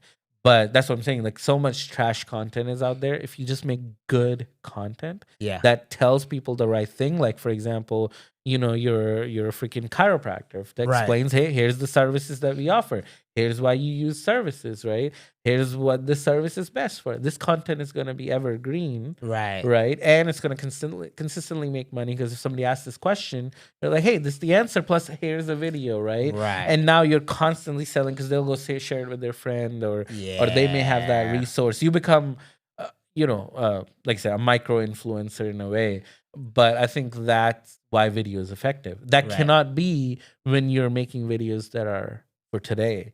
Like Mhm. they've all these fancy animations and stuff, Yeah. or It effects only lasts that today. yeah that lasts today. Like Yeah. nobody's watching. They've scrolled it. They're done. They're like, I I'm don't not wanna- watching that again. Yeah, that makes sense. Yeah, which is fine, but then you cannot charge clients a premium. You cannot make a Right. premium product. That's when you Yeah. pull out your phone, you freaking swipe, and then you give it to them. And that's not what I want to make. I mean, Yeah. hats off to other people. I still For sure. think phone and TikTok content is important. Yeah. And there'll be creators out there. If my clients need it, I'll bring one of these young Right. people. I'll happily, bring them in, tell them what we want, get that made. But I Right. am not making that, right? Yeah. I want to make content that makes them money. Right. And a TikTok video would have to be hundreds of TikTok videos to make the same kind of ROI that I Right. could usually make for my client with one video. Because you just have to figure out what the problem is, right? That's it, yeah. And once you do, you're like, how can video solve it? And sometimes it can't. Then you have to be upfront about it too. You don't, Mhm. and that's what I'm saying. That comes from not having that starving mindset. Because if you're Right. like, if I can't get this gig, I'll lose, my I don't know, my mortgage or Yeah, whatever. I've been there. Then and you don't want to be. You don't And I wanna mean, be there, it's yeah. okay, it's a human thing. But Yeah. when you're there, fine, you give client bad advice, and that's how Right. you don't get repeat clients. Yeah. Because the truth is, then you'll go, oh no, let's make this video. My whole philosophy is I'm going to be honest, right? Yeah. I don't care how much I want that money or how much I want to make that video. If the video is not the right solution, I'll tell you, like, hey, this video isn't Right. gonna solve I the think problem. they that you're appreciate solving. that, Yeah, right? exactly. And then they'll come back. It's not like they don't need video. Every business needs video, Right. and it may not be today, but I'd rather them be like, hey, that guy was honest, than Yeah. he just made me a video that didn't That solve my didn't- problem. Yeah. Because a lot of times they're not even describing it right. I've had so many times they're like, "Oh, we're doing this event. We want a recap video." Yeah. And I'm like, "Okay, cool. We can make a recap video. What's the purpose of it? Oh, we're going to use it to get new clients, or we're going to use it to recruit new doctors in our hospital, whatever." I'm like, that's not gonna get it done. I mean, we Yeah. can make you a recap video, which is good to share, but there's no ROI in that. Right. The ROI is gonna be in making a dedicated recruitment video, because we can now focus Right. on that. getting Showing this people in. event isn't gonna make somebody want to come work for you. For sure. But they don't know that, right? I like They- that they- philosophy. I like that. But and I think that's just easy, because then you don't have to lie. Yeah. Yeah. You can Now just be I know I upfront. can sometimes come across as over because I'm so passionate about it. I'm like, Yeah. because once I've signed the solution, right? You're talking Like, to them, this is it. We then figured I'm it like, out. this is it, but they may not get it yet because they're not there yet. So then you have to slow down. You have to be like, okay, this is what the problem is, right? Right. This is how this is gonna solve it. And that's okay. That's part of our job. I wish I didn't have to do it because I'm just a filmmaker, but that is what It's I have part to of the do. job. Yeah. Exactly. And but I love it though, man. The best thing is then they come back and they'll message you like, dude, You our are so business right. skyrocketing. Yeah. We love it, or Thank that's the you. best thing, or that they start tearing up, or whatever, man. That at the end of the day, they make money. Their life is changing. They're getting Right. happier, and I'm getting happier. Right, my family can eat, and have a good time. That's all Right. that matters. I think doing business from.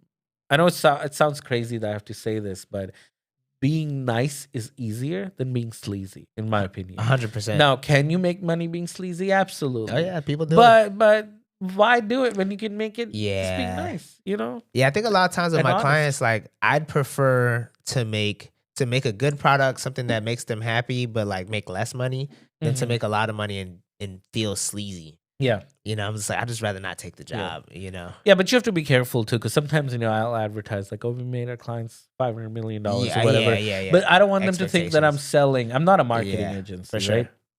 I'm not trying to sell you I don't know what you do. KPIs or whatever, Yeah, right? what are you gonna do with the video when you get it? I don't know. Yeah, no, I mean, I'll happily tell you. That's part Yeah. of hey, what to do with it, where to post it. But what I'm Right. saying is, I'm not guaranteeing anything. I'm not Right. guaranteeing no ROI. I'm just telling you what my past clients have This experienced. is what I've done. You know, I'm sure some marketing agency will be happy to, put it in writing, like, hey, this video will give you this KPI. But then they're gonna charge you I don't know, let's say 20 grand, and then they'll pay somebody $500 to make that video. The video will Right. never be as good because half of that is just insurance that in Yeah. case this doesn't work, they can return your money. Yeah. I'm saying that's if you insisted on it. Right. So I tell them like, hey, nothing. Here's what I guarantee. Somebody can, I'm going to make most beautiful video and best video for that price point. Nobody in the country can beat me. I'm going to bring out more equipment, better people at that price point. Right. You can't compare my 5,000 video to somebody's $30,000 video. Yeah, That's all I can guarantee. And I'm going to put my heart and soul into it.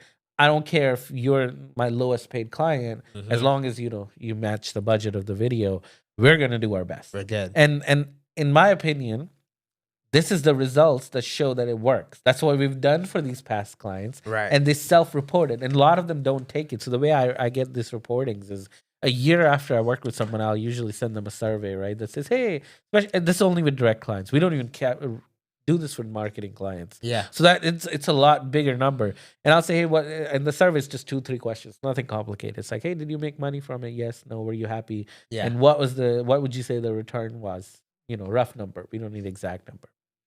These are self-reported numbers, man. Yeah. To make $500 million from the videos that I've made in the last 6-7 years, that's absurd to think about. But that's the kind of power video has. Yeah. And I'm saying these are not total numbers because a lot of times you can't, capture that, right? Because you can't capture, I don't know, Q&A, what the ROI is sometimes directly. I'm saying they may not put that number in. So at the end of the day, videos work. Right. I genuinely believe in that. And then they scientifically work. There's been hundreds of studies done in it. So I don't like selling video. That's what I'm saying. I'm like, video works. If you don't know video, then you need to spend some time on the internet. The question is making the right video. Yeah. Right? That's what I can help and other people that I know can help. But, should you need video? Then we're way lower at the base level where you as a business owner need to educate yourself. Because if you don't even believe in video, then I don't want to be the guy that comes in and takes their money because guess what? They're going to be disappointed because they don't understand how it's going to work. I've had that happen a few times in the past where somebody's got a video and I'll even tell them, I'm like, okay, put this on this website, this corner, and like this is what you do with it. Then they don't do it. So I'll check with them, like 6 months later, hey, how's it going? Yeah, we put it on the website, like you said. Okay, but did you also share, like I said, with a new client at this stage, like in a text message, like something nonchalant? Yeah. And they're like, oh, no, we haven't integrated into our workflow. Well, then it isn't going to work. Yeah. You have to, obviously, they have to do some homework. And that's where marketing agencies could be great help. Useful. Yeah. But problem is, marketing agencies, in my opinion, are great. Obviously, we make a lot of money from it, but they're sleazy. Dude, I don't get it, man. I don't get it. Because instead, you know what they'll do? I've had this happen. I am still saying go to your marketing agency. Yeah. Right? They let us partner with them. And the marketing will be like, oh, how much are you paying for that video? Oh, give me that 20 grand. Give me that 25 grand. Yeah. And then what happens is it's not like they're going to make the same video. They're going to just keep most of that. Yeah. Like, hire some cheap videographer or have their in-house guy who doesn't know anything. Towards 500 towards Google ads. Never is even remotely close, dude. They're making trash. Yeah. I've edited videos for marketing agencies. I'm telling you, I could close my eyes, and that's saying something, and shoot better content than they did professionally. It's that bad. Where I'm crazy. Just like, how can you be that bad? And you have to make an effort. Yeah, you have to want to be bad. Yeah, exactly. To do that bad. How little are you paying your employees? Last year, I worked with a few marketing agencies, and I'll go on like their website and look at their stuff. I'm like, man, this is bad. Yeah. But they're not video people. But I'm like, how do the clients but then I'll hear the prices. I'm like, oh, y'all making crazy money for these videos. Like you said, 20 grand, 30 grand, 40 grand. I'm like, how are you guys getting away with this stuff? Exactly. And now obviously when we're doing corporate video, they don't need to be the most beautiful. We're not making movies. Right. But it still needs to have some level of, especially match their brand, right? Like the level that their brand is at. If they look like he's a trash, then people are going to perceive the brand as trash. So you're actually hurting the client's brand by having those trashy videos out. Yeah. Unless you're making it look like UCG. But even then, I don't know. That shouldn't go on website then. I don't know, man. I think marketing agencies could be such assets with us and the clients. Oh, dude. But they usually end up being a hindrance because all they want to do is take the chunk out of the video without understanding how video works. Right. I've had feedback given by marketing agencies. It's so funny. I could go on a whole rant about that. Snap. But you know how it's like you're doing better filmmaking, so you'll add a foreground element and a background element. Right. And I've had feedback where they're like, "There's something in the foreground. Next time, make sure there's nothing, no plant or whatever in the front." I'm like, that is Like, video that's production. We did that on purpose. Yeah, exactly. Right? Yeah. But they have no knowledge of video production. Yeah. Yeah, I always wonder, like, the only time I've worked with marketing agencies where I'm like, oh, you're doing a good job is where they are in like a part of the company, so like, they're not an agency, but like a marketing department. Mm-hmm. Usually they're better off than marketing agencies. I've noticed, Yeah. like for like the big companies I work for, like, okay, I'm working with your marketing department. Yeah, they're going to be pretty good They're because good. they're savvy with the brand. They understand Right. the level of the brand. Yeah. It's these third party marketing agencies that just want to take Take the a cut on cut. everything. Yeah, which there's nothing wrong with taking that cut. Of course, yeah, sure.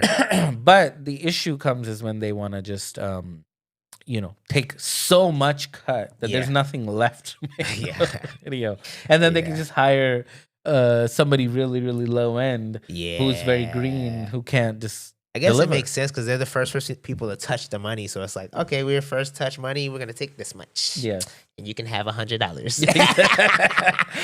Oh, we're being generous. Yeah. Nah, maybe 50. I don't know. You bring an FX6. Also, you gotta buy your own lunch. Yeah. We're not buying you food, nothing like that. Yeah. And you're gonna bring 5 cameras, right? Yeah, 5 cameras, lighting, everything's covered. Audio guy, 2 camera operator. Okay, yeah, we're good. Yeah, it's tough, man. That's not the industry I would want to. When I first started my business, I was kind of trying to do both. Like, it makes sense; they go together so well. Like, okay, I'm doing video, but I also should know social media and marketing and all this stuff. So I was trying to do both, but then I'm like, you're putting your hand in too many different pots. You got to just lock in on one. And video just made the most sense to me. No, absolutely. And then the good thing is, man, that's like as you're seeing, once you grow, you can bring in people who are not good. Like I'm terrible at social media, right? Which is why I need to this year bring somebody who can do my social media. Because that's why we don't post anything. You go on my Instagram, it's like, oh, what is Whipple been up to? Nothing. Yeah, and even though I'm working literally every day, so I don't have time to go on Instagram because I don't care. Most of my clients are not freaking finding me on Instagram. Same. They're referrals. So, but at the same time, that doesn't mean we shouldn't post on social media. It's just I'm not good at it or I'm very busy to do it. Then the solution is you bring in somebody who's good at it or who can do that, right? So I think, like you said, you pick your lane, right? You pick video.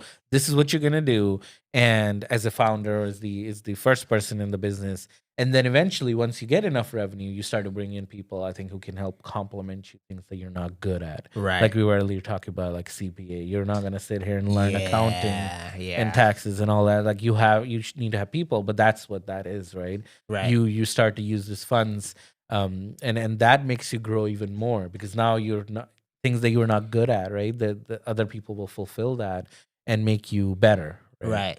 Yeah. I think it's important to surround yourself with people who have different skill sets than you, than the same thing. I don't need. Yeah, you can't be a master of everything. Exactly. Yeah. And that's just how it is. And you want to get it done right too. If you're gonna be putting your hands in something like CPA, especially, like if you're doing your own taxes and you mess it up, the IRS will kill you. They will literally assassinate everyone you know. So it's like you might as well get the CPA so they can. Sir, do it right. if IRS is listening to this, you're in trouble. They're coming for you. They're like, "Are you calling us murderers?" Yeah, hey, look, man, I don't trust the IRS. For me, I'm trying my best not to pay the IRS any money as little as possible because I like this morning I was looking at the. Do you payroll yourself? No, not yet. No. Not yet. So like when you're an S corp, you have to payroll yourself, right? So I put myself on payroll this week, and I'm like looking, and I'm like, okay, it automatically takes out tax when I send the money from me, and then also when I get the money as tax, and then at the end of the year I got to pay another. I'm like, what is going on? Which is why I'm smart. I spend all my money in business investments. Yeah, investments. So we don't have to worry about We're it. good. Anyway, we're not gonna go there here. But you know what I mean. Like, for sure. That's what I'm saying. Talk to an accountant, talk to a CPA. They'll figure out they'll your break tax it down for you. strategies. Yeah, and find the best thing for you. And that's just again with anything. I'm just saying, do what you're best at. Yeah. be the best at it, and then let other people help you with things you're not good at or you're still learning or whatever. And it's just collaborating, man. It's just talking to people who are doing whatever you need. That's just the way to succeed. And I'm telling you, that's just the everyone I talk to, like, who's not successful, that's the thread. They're trying to do either everything themselves or they're just they're like, I don't want to spend this money. It's like, no, you have to. You gotta invest it. Exactly. So invest in yourself, in your own company. And it's a tax write-off. Yeah. Plus, that's how you get time to do what you're good at, right? Yeah. If you're good at making videos, you should be making videos. Yeah. Not sitting at home doing whatever else you got to do or writing emails or whatever. Right now, my thing I'm trying to invest in is an editor. And I went through like probably 30 editors, like interviews and like talking to them. I'm like, bro, every editor's bad. Don't get me started. That's like my mind. It's crazy, thing is right? Editors. I don't know what's about it, but they just can't seem to get it. You know? I don't get it. Yeah. And I'm like, I don't want to edit. Yeah. You know, because like I don't want to do too much. I'm trying to. I gotta come home, edit, try to find clients and film. It's too much. But then it's like they all suck. But once you find the good ones, keep them, man. That's like what I'm like. I'm happy to share everything, but my editors, I'm keeping to myself because I'm telling you that the problem is vision. Like Julie, who's my lead editor, man, you gotta understand. I don't have time to come here and babysit. I'm gonna tell you, hey, I need a sick ass recap video. Here's the footage. And a good editor somehow just makes figure it out. That's it. Like you see it. I love it when. For example, like say I have Julie editing it, and it's like first time I come, I'm like, okay, it's almost there. Maybe a few little tweaks, but there. I don't have to do any direction, nothing. It just matches what I want to create. Beautiful. But then you hire a bunch of other editors who are like, they make something completely different. It's like this is not even recapping the event. You're showing the ending, then the beginning, and I'm saying that's just obviously one way. But like they screw up, and then the worst ones. Or where you tell them that's okay, you know. Cool. You have to align your vision, so you may have to do a few projects before they get you. For sure. But when you tell them exactly, you're like, hey, this scene needs to come before. This scene needs to come before. And then they go, nah, your vision isn't good. My vision is better. And then I'm paying you. It's my video. Do what I say. It's not your video. You know, sure, you may be a great editor, then do your own videos how you want to. Here, I'm paying you to edit the way I want like to. this. Yeah, exactly. And if you didn't get it, that's fine. Cool. We can work on it. But then if you're refusing to fix what I want fixed and how I want it fixed, then please, no thank you. Yeah, and I've definitely realized with some of these editors I work with, like, you kind of gotta film how you want them to edit, you know what I'm saying? Because like sometimes you like with me, like I'll have like the footage isn't the best, but you can get creative and make it happen. With an editor that you don't trust like that, you gotta like organize it perfectly for them. That's something, but that's extra work. It's more work, which is why you gotta find. So I basically might as well edit it. Exactly. Julie. Hey, don't be poaching my editors. Hey, Binder Production will take your edit jobs though. Okay, I'll take that. You can go through me. I gotta take my cut. You know, everybody needs a cut. Man. Exactly. That's how it works. I did find one good editor. But she's like, she charges so much. And I was like, that's what I'm saying. Good ones, then they know they're good. They know they're good. Like she was saying, like, it's at least $1,500 for any project. I'm like, the budgets don't be that much. Exactly. I mean, that's it for a bigger project. Like I'm like for like one of the Trackman videos. That's what you got to do. Then you got to increase. And that's what I'm doing. That's the I don't edit no more. So, and that was the best thing that freed up my time. I actually love editing. Funny thing is. I don't know. It puts me in that Zen mode. It's the only thing that calms me as somebody who's again like just lock in for like 6 hours. However, as soon as I stopped editing is when I started to make money. That's what I'm saying. That was the best thing I did 6-7 years ago, and I'm never doing that again. Because of the time suck that editing is. If you want to make money, unless you just want to be an editor, that's one thing. For sure, be an editor, make money. Go ahead. But if you want to make money, you cannot edit because that is the biggest time suck. And especially if you're a perfectionist, you could spend hours just perfecting something. It's just not worth it. Let the people who actually want to be editors let them edit. I'm telling you, and find the good editors and then keep them, dude. Pay them what they want to get paid. Charge your clients right because these clients will love it too.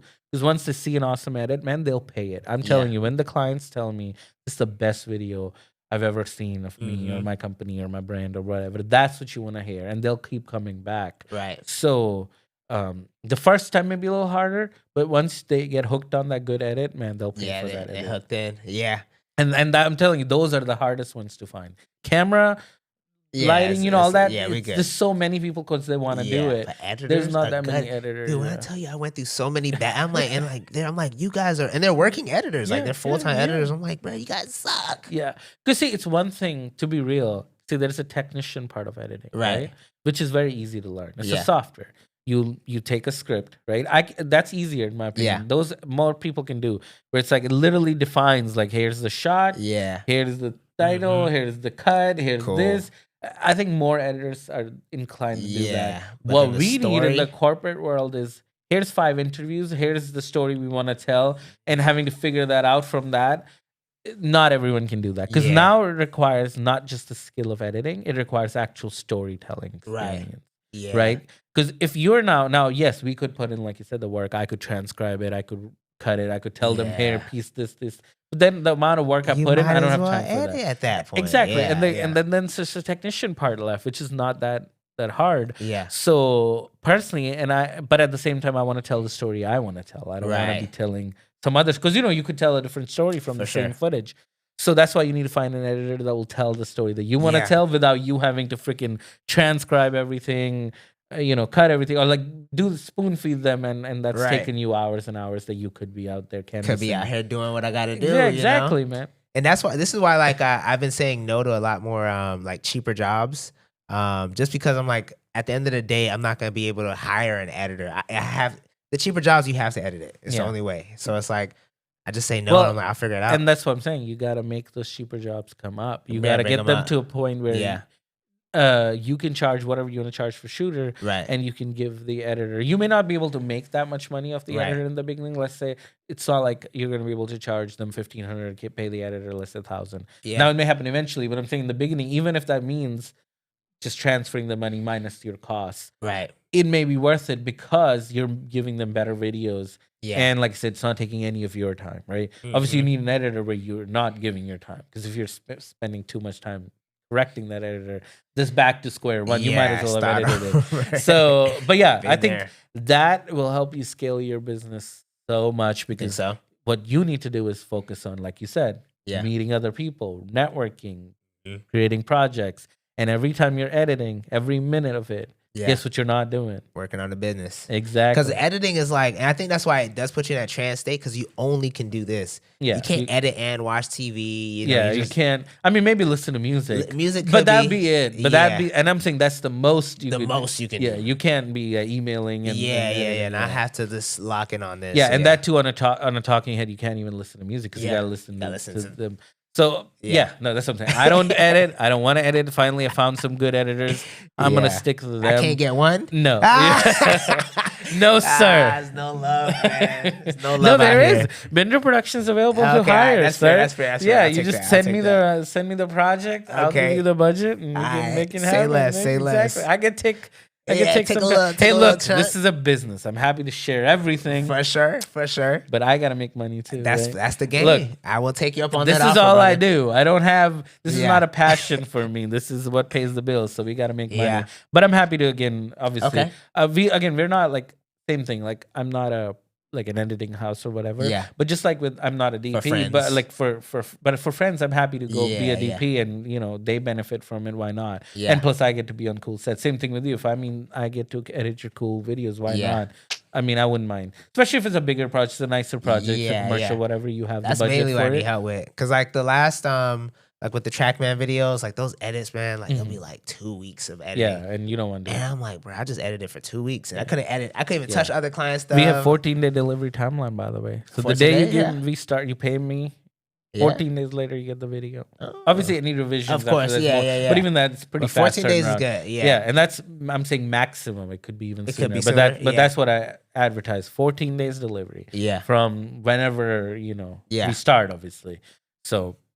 Pretty fast, man. That's sweet. Man. I don't want to be holding for months. Selling me right now, man. Always be selling. Hey, I'm bad at it. See, I'm telling you the truth. That's my selling style is just saying the truth, which is you want something edited, you pay me. 14 days later, I'll give you an edited video, and I'm pretty sure it'll be what you expected. Obviously, you have to try it, because Julie does what I want her to do. May not be the videos you want to do, but it doesn't hurt to try, right? Yeah. And if it is what you're looking to do, then Duh. Oh, Why yeah. not? And then you can, and again, shouldn't be coming out of your pocket. You should be Yeah. billing your clients Billing the for it. client for And that. they'll happily pay for a good editor. That's the thing. Because Yeah. this what makes you look good. Right. Why wouldn't you want to do? And again, you don't have to do Jill if you find your other. I'm Yeah. saying a good editor. Man, I want But Julie. man, I want more editors too. I'm telling you, we have so much workload that I want more editors. Yeah. It's just like you said, I Hard to keep trying. find. What I'll do is sometimes I'll take footage and I'll give it to someone and be like, "Hey, here's a trial run. Obviously, it's See what not you got. full budget, but it's like, Yeah, hey, something. this will never be used with a client. Here's the original video. Sometimes I'll even show them like, I don't Yeah. want you to make that. I want you to make something Make different. your own. Yeah. And here's a couple $100 just as a bonus. Like, remember, this is just testing it out. Yeah. And very rarely, and To if find somebody they good. if they're good though, then obviously I'll try Yeah. them more. Obviously, that means more work. But again, I find most Yeah. editors, and it's not that they're bad. It's just they get in their head. They get to their vision, and they're sold. That's it. I They don't worry about forget what that do. you're working. It's just like me. Like I have a vision, right? When I talk to a client, but they'll come up with the silliest requests, right? I look a little too fat in that shot, and even though I love that shot, but at that some point you have to let go. It's Yeah. not my video. I'd rather change that one shot where they're not happy with what Yeah. they look like, even though it's a self thing. Then fight over that. That doesn't matter. Now, if something that changes the story, That's different. that's where I will actually, Yeah.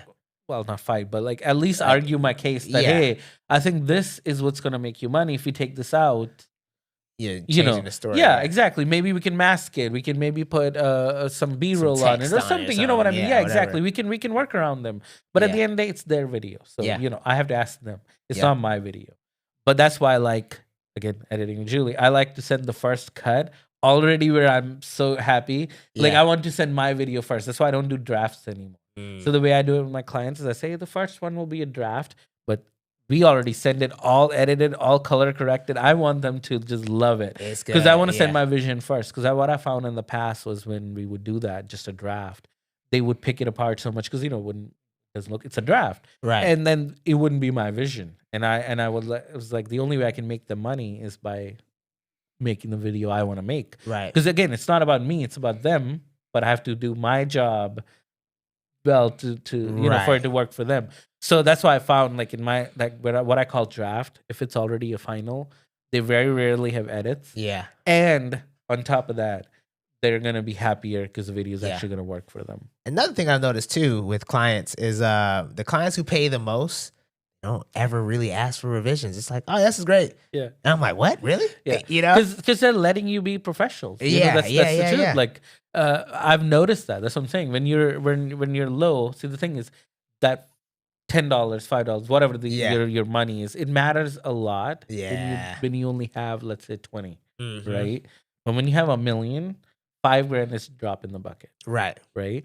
And what they're doing you to do is bring an expert, right? Yeah. So, in my opinion, when you're the expert and you act like an expert, you make them something awesome. They trust you. That's why they hired you. Otherwise, they wouldn't have hired you. Right. But those are the best ones for us because now we get to do what we want to do. Right. We have no Creative edits, freedom. and they love the video, and their clients love the video, or their customers love the video, and that's the win-win situation. Yeah. So those are the clients we're all chasing. Right? We're chasing clients who want to work directly with us and who want us to be creatively, freedom, Yeah. creative freedom. But then, and then they're happy too, and we're happy. I think everyone wins at the end.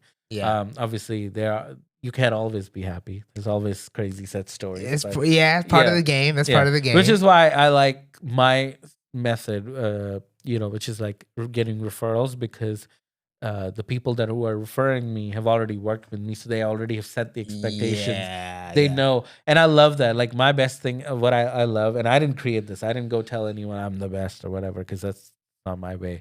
Yeah. But other people. but say yeah, like, but when the like, people introduce me, I love when I go to a introduction. networking event. They're like, "Hey, Bindra, if you want video, if you want the best, you hire Bindra." Yeah. And then it's funny is they don't mean best like which I mean we try to make it best visually for every budget, For but sure. they're not saying best visually, best sound. They're just Best saying experience. best video, Yeah. whatever that is, right? Mhm. Is going to be Bindra, and that just become at least locally here synonymous with my company, and I love Yeah. that, especially with the business circle that I'm in.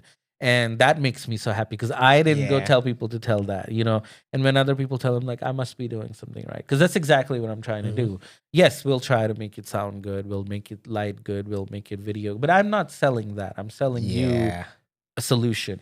And as long Yeah. as we make the best solution, we are the best, right? And obviously, it's not like we're lacking in skill, Right. Our equipment, clearly, I think we have more equipment than anyone more else. than more than enough in that department. Anyone is, yeah. So and just so you know, I don't like collect equipment that just doesn't work. Yeah. Everything I've seen it. that doesn't get worked is sold or chucked you have out. all functional Yeah, equipment. it is literally what gets worked. Yeah. Like all over and over and again. And obviously there's some items like we're not pulling every day, but they're still working, Right. If I'm not pulling something for 6 months a year, it's getting sold because I'd rather rent it. It makes no sense financially. So it's not like I want people to know I'm not just trying to collect gear just to collect gear. Obviously I'm passionate about it. I'm a techie. But at the same time, it has to work, otherwise no point. There's no purpose. Yeah, exactly. Yeah. We don't want to just carry weight. We already have sandbags. We already have dirt. It gets heavy, man. Dude, I'm still driving my Corolla with 1,000 pounds of gear in the back seat in the trunk, though. Oh, wow. Yeah. I was about to buy a car last year, and I was like, What were you thinking about buying?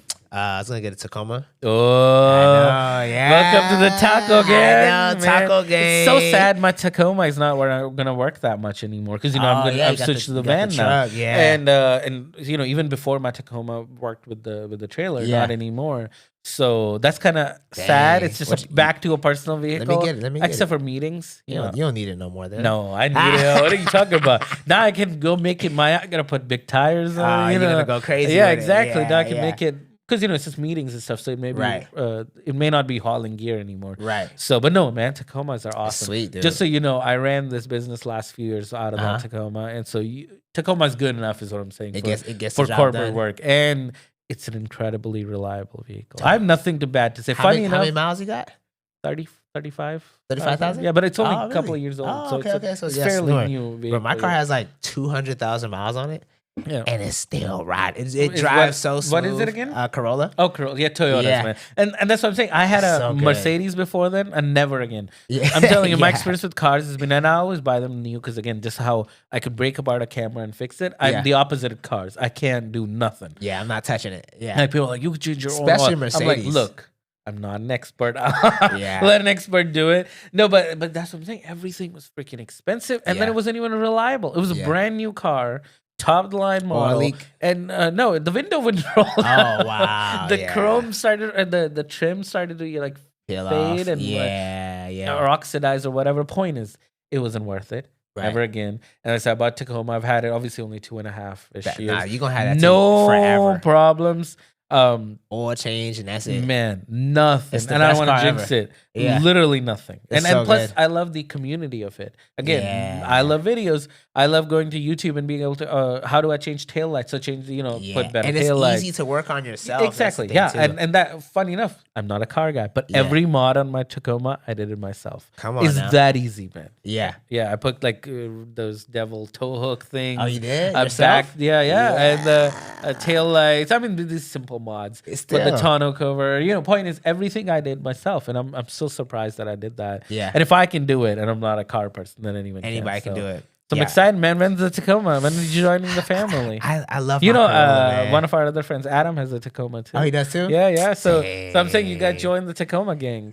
One day, because like for me, like I was just looking at my expenses. I'm like, I just feel like it's such an unnecessary. Like my car drives good, and I've gotten this far. If I need to bring that much gear, I'll rent a car. So I'm just True. like, I mean, to be real, Toyotas will run. It'll from ride what- forever. yeah, I'm so. like, my friend had my first car was a 1991 Toyota Celica with like 350,000 miles on it. Wow. I started every morning, drove me to school, drove from West Palm to Orlando. Crazy. Well, that's what I was telling my daughter. So she's just 8 now. Yeah. So long ways from driving. I was like, hey, she, What kind of car you want? She slammed the door. Oh, really? I was like, hey, don't slam it. You're going to be driving this one day. She's like, I'm not going to drive. I was like, late, it's a Tacoma. It's You're Toyota. It's driving going to be this. here. I don't think it's going anywhere. And I usually swap my cars every few years because, again, Yeah. I'm not a car guy and I don't want to trust a vehicle that's not reliable. Right. But this is the first one where I'm like, I don't see why Can have it forever. changing it. I mean, a Cybertruck seems Hey, interesting. what are you doing? But my kid thinks, and my significant, they think it's a freaking cockroach. Yeah. So They don't like- I can't don't get know. in front I of don't that. see cockroach. I see a lot of other things. Yeah. So I don't want to disappoint anyone. That's why I haven't pulled Yeah. the plug. Plus, I like my Tacoma. I've had nothing but good. Cybertruck would be experience with kind of Tacoma. cool. I know, man. man. That's Right? kinda Going to crazy. meetings. I feel like it's so polarizing. though. Yeah. I don't know. I don't get it. I think the tech in it is really cool. Right. The shape is polarizing. Yeah, the shape. But yeah. see, I'm a tech guy, so I'm looking at the under the hood, all the stuff they specs did, and everything. Yeah. Yeah, the steering and all that. The way they built it is really cool. The tech inside tech. Right. Inside But of the it. shell is so polarizing. Yeah. And I don't want to disappoint my family or don't do be that. judged by the public. Right? I'm driving. They're like, I don't know. So I and plus I'm happy with my Tacoma. So I think Yeah. I'm just gonna stick to Stick it. with that. One new vehicle is fine Yeah. with the van right And now. they hold their value too. That's the thing about Toyota. Like, Yeah, like your Tacoma probably what 30,000, 40. I haven't looked at it, but I know in the Somewhere around pandemic I could have freaking sold it for more money. Right, it's So I bought crazy. my Tacoma was like 50 grand Yeah. with the tax and everything, something like that. I don't remember when I got it. Yeah. I got it during the pandemic, but that's before this. Before the skyrocket. So a year later, which funny enough, that means I've had it like 3 years or something. Yeah. Anyway, it was point is when this car price skyrocketed, people started calling me and they were like, Oh, we'll really? give you like 55 or 60 grand for it. And I'm like, that's I don't know kinda how crazy. serious it was Yeah. either way. But point is, I was like, that's crazy to me that I can get more. Obviously, that Yeah. market is no longer there. But like that, I could get more money for my Yeah. truck than I paid for it brand new. But even now, yeah, it's probably like It's you said, still 30, good, 40 grand That's easily. good man. holding Yeah. its value. Yeah. Mercedes, them things. Oh no, tank. dude, I bought it for same thing, 55 brand new. It was like a SUV, Yeah. all specs and whatever. I sold it like not even a year and a half. Like I said, I had a bad Yeah. experience with that, and I got half of it. It's That's what I'm saying, crazy. and that was lucky. Like I went everywhere. Yeah. Usually I you mean, getting like 20% no, dude, of that's what what you I'm saying. paying for. That I was just like, wow, Yeah. this depreciation is. It's because they're not reliable. Yeah, I mean, I never again like. Yes, the Toyota I've gang. learned my lesson in luxury cars. You know, that's what happens in life, right? Yeah. You get finally some money. I was like, Yeah, let give me a nice buy car. exactly because that's what you heard about German engineering or whatever. Nope. Man, I mean, and to be real, German stuff is good. Like I love Chef's microphones. Yeah, I mean, for some sure. some of the stuff we use like Tentacle German companies, so they Yeah. make good stuff. It's just Mercedes. Yeah, Mercedes is. And I At think least- Mercedes used to be good, but today's Mercedes is just not. At least my sample size 101. Yeah, man. I don't know. But no, man, I can't wait. Obviously, no rush because, like you said, make smart decisions. But Yeah, I for can't sure. wait for you to join Tacoma Club. I will be man. there soon, brother. That'd be fun. Anyway. All right. So another thing I wanted to ask you was Mm-hmm. talk about like family and personal life balance, like work and life balance. Oh, Like, okay. so, now that you worked a full year where you Yeah. made 6 figures, how do you manage to still give time to your family and to your significant other? So I'm a newly engaged, by the way. Congratulations. Yeah, Yeah. got a fiance. You now. finally popped the question. Yeah, last October, Mhm. got on one knee, super nerve wracking and crazy, but that's what's happening now. I think the biggest thing with me and my fiance is that I communicate, Mhm. so, because this industry is so it's so random and sporadic. You don't know what days you're going to be working, how Mhm. often you're going to be working. So I try to be very communicative. Like, hey, like this week I'm working all week, so I'm not really gonna have time to spend time with you. But I always find time to make time. So I'm try to be conscious and make her feel that I'm present and I want to spend time with her. So like at the beginning of the week, I'm like, hey, I'm working these 6 days. I'm free Sunday. What time you want to hang out? Let's go on a date that day. Mhm.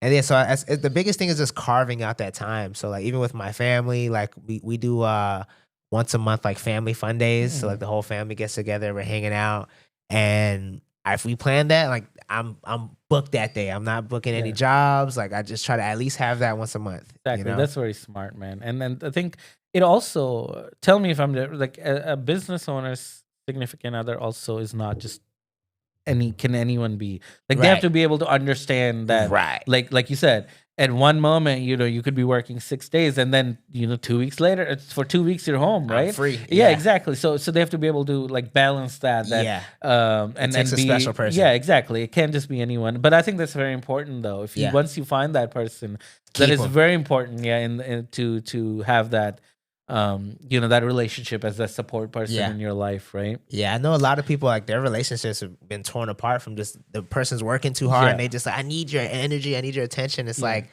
in this industry, I might not be able Yeah. to give you attention all the time. Especially when you have work, right? I 'Cause gotta you work. you gotta I work. have to go. Exactly. You know. So you don't have any kids yet, right? No any kids. plans on kids? Probably in the next 3 years. Oh, so Yeah. you already planned. Yeah, planning it all out. I mean, the goal, A like, little comedian. a little funny dude. I mean, I told my fiance, I was like, if my kid don't laugh, like, I'll be miserable. Yeah. Oh my goodness. Got me cracking jokes But all with the that time. laugh, yeah, you gotta have a kid. I mean, Yeah. come on. Yeah. Yeah, it's coming soon.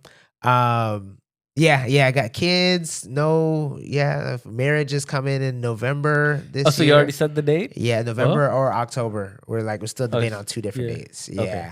But Look at yeah, that, yeah. I'm Sean. all grown up, man. It feels crazy, man. I know. Yeah. Man, I'm so happy for you. Like I said, we met it's been a few years now. Yeah, We worked 2 years. these good amount of projects together too.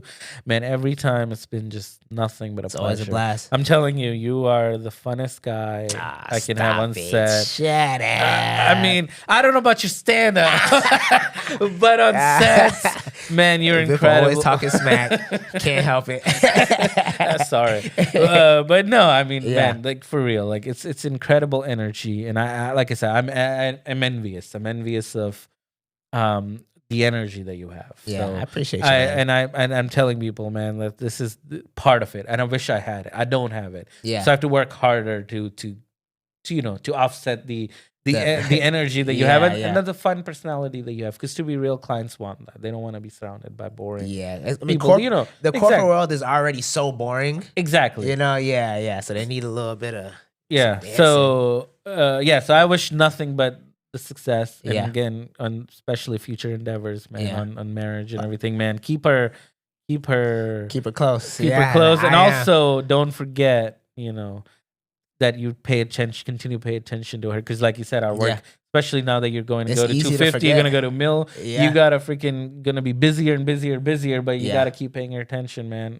It's very important. But you know that. Yeah. Why do I got to tell you? No, I thank you for reiterating it. And I'm here, man. Anything Yeah. you need, ever ask a question or whatever. I Yeah. think you got it. But I I'm definitely here. I want to say thank you for the guidance you've given me over the last year or two.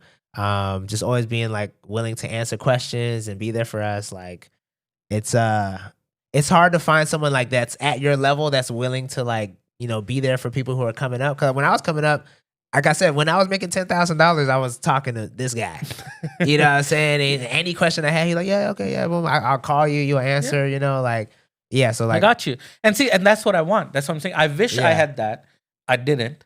Now I want other people to have that. I don't know Yeah. why would I keep that to myself. If I've made You've mistakes, already made your money. I don't need other. I still need lots to make. I just bought a house. Oh yeah, never mind. He needs And a van. If he needs video, hire Venger Productions. He needs some money. Hey, we're not peddling anything on this podcast. It's the point. But anyway, but I Yeah, appreciate yeah. it. Yes, if you need video, but For idea is sure. most people watching this probably want to make videos. Yeah, not the other way. for sure. But anyway, but no, I genuinely am like that's been my philosophy, man. Like I find in life, like I say, you share, it comes back. Right. I'm happy to share. Plus, if I can save you even 2 months of your life not wasting on something that doesn't work, It's important. or at least didn't work for me, Yeah. and I can just tell you, hey, this worked, right? Yeah. Which is exactly what you're doing. Which I'm like, go meet more people, Yeah. tell them what you do, right, and then just match it up. Actually do it, Right. And if you can't do it, bring in people who can help you do it. That's it. It's not complicated, but you're doing it obviously, Yeah. which is why you found I success. mean, I'm watching So you guys do it. I I'm will like, take tiny credit, but not a lot. I think Yeah. I hope I had some part to play in it, but I Yeah. think it's all you. I definitely had because like for what I do is like one thing. Do you know who Sam Walton is? Yeah. So the founder of Walmart. Oh, okay. Sam Yeah, Walton. the Walter. I read his book a while ago, and like his big philosophy was like just take from people who are doing it right. Mhm. So he was making Walmart. He's like, I'm gonna go to Publix and all these different stores and see what they're doing right and add that to my store, and that's how Walmart got so successful. Mhm. So I took that same approach with the business, and I'm like, all right, I'm looking at Binger Productions, and I'm like, I'm seeing how he's doing things, how he's moving. You took me to a Chamber of Commerce meeting, Yeah. and was it Horizon, wherever it was? Yeah. somewhere, Yeah. yeah. But yeah, we went over there, and I'm like, oh, okay, this is what he's doing. He's meeting people, he's shaking hands, people. Oh, hey, how's it going, Vippo? I'm like, oh, Yeah. okay, I'm still in that. You know Yeah. what I'm saying? And just take all the little good And things I absolutely, see. and I'm all for it because Right. go meet people, man, get work. Because Yeah. ultimately, I'll tell you this thing: it comes back. Because guess what? When Sean grows bigger than me. Yeah. You're gonna need a DP, I need a DP. or director or whatever. I'm here, I right? need a grip truck. So exactly, and Yeah. and that's how it is, man. It's collaborative. It's all friendly. So I'm so happy for you. Now, before we go, anything else you want to ask me, or anything add you want to add? I guess what drives you? What's your drive? To be honest, never having to have the job again. So I'll make it quick because time for us to end this. But you know, like I said, I always love video. I'll tell my story some other day. But the main thing is, when I started to do freelance, I also had to have a job, obviously, right, to pay the bills, and it was miserable. At least I worked for Disney first, then I went to a different company, and that was just miserable because money was fine, right? It paid for all the bills, and then I made decent at the end of it because there was commissions and stuff. But I just was miserable. It was like the same thing. You have to sell, you have to peddle stuff, you have to manage people that don't really want to be there. So it's all negative environment. I'm like, here's something that makes me happy, and here's something that doesn't make me happy, but I'm spending majority of my time here because this is supposedly paying the bills. And making that leap, it was the hardest thing in life to do. Be like, okay, I'm not going to do this job anymore. I'm not going to do anything. I'm just going to do video, and I'm going to focus my passion on. And then so many people in your ear telling you can't do it, or this isn't going to work, or whatever, right?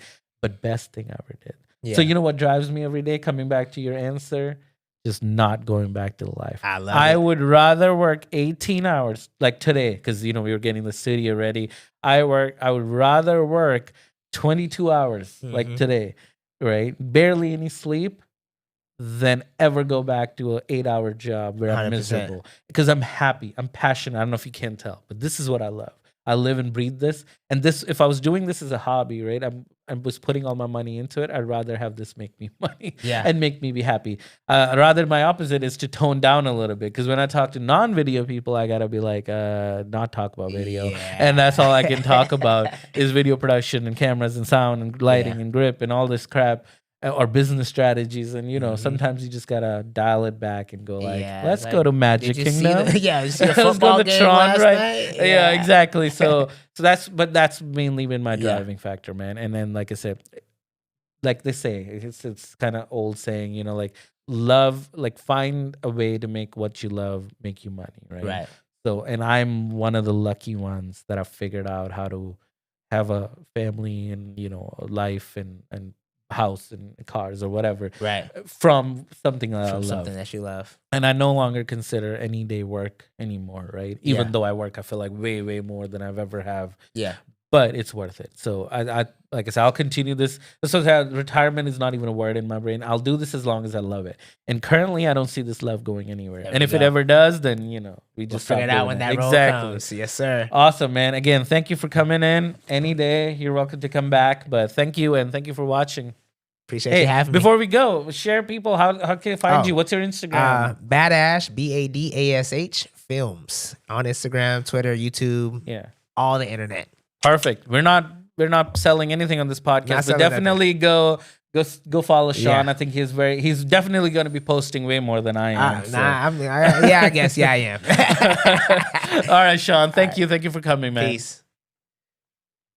Sweet.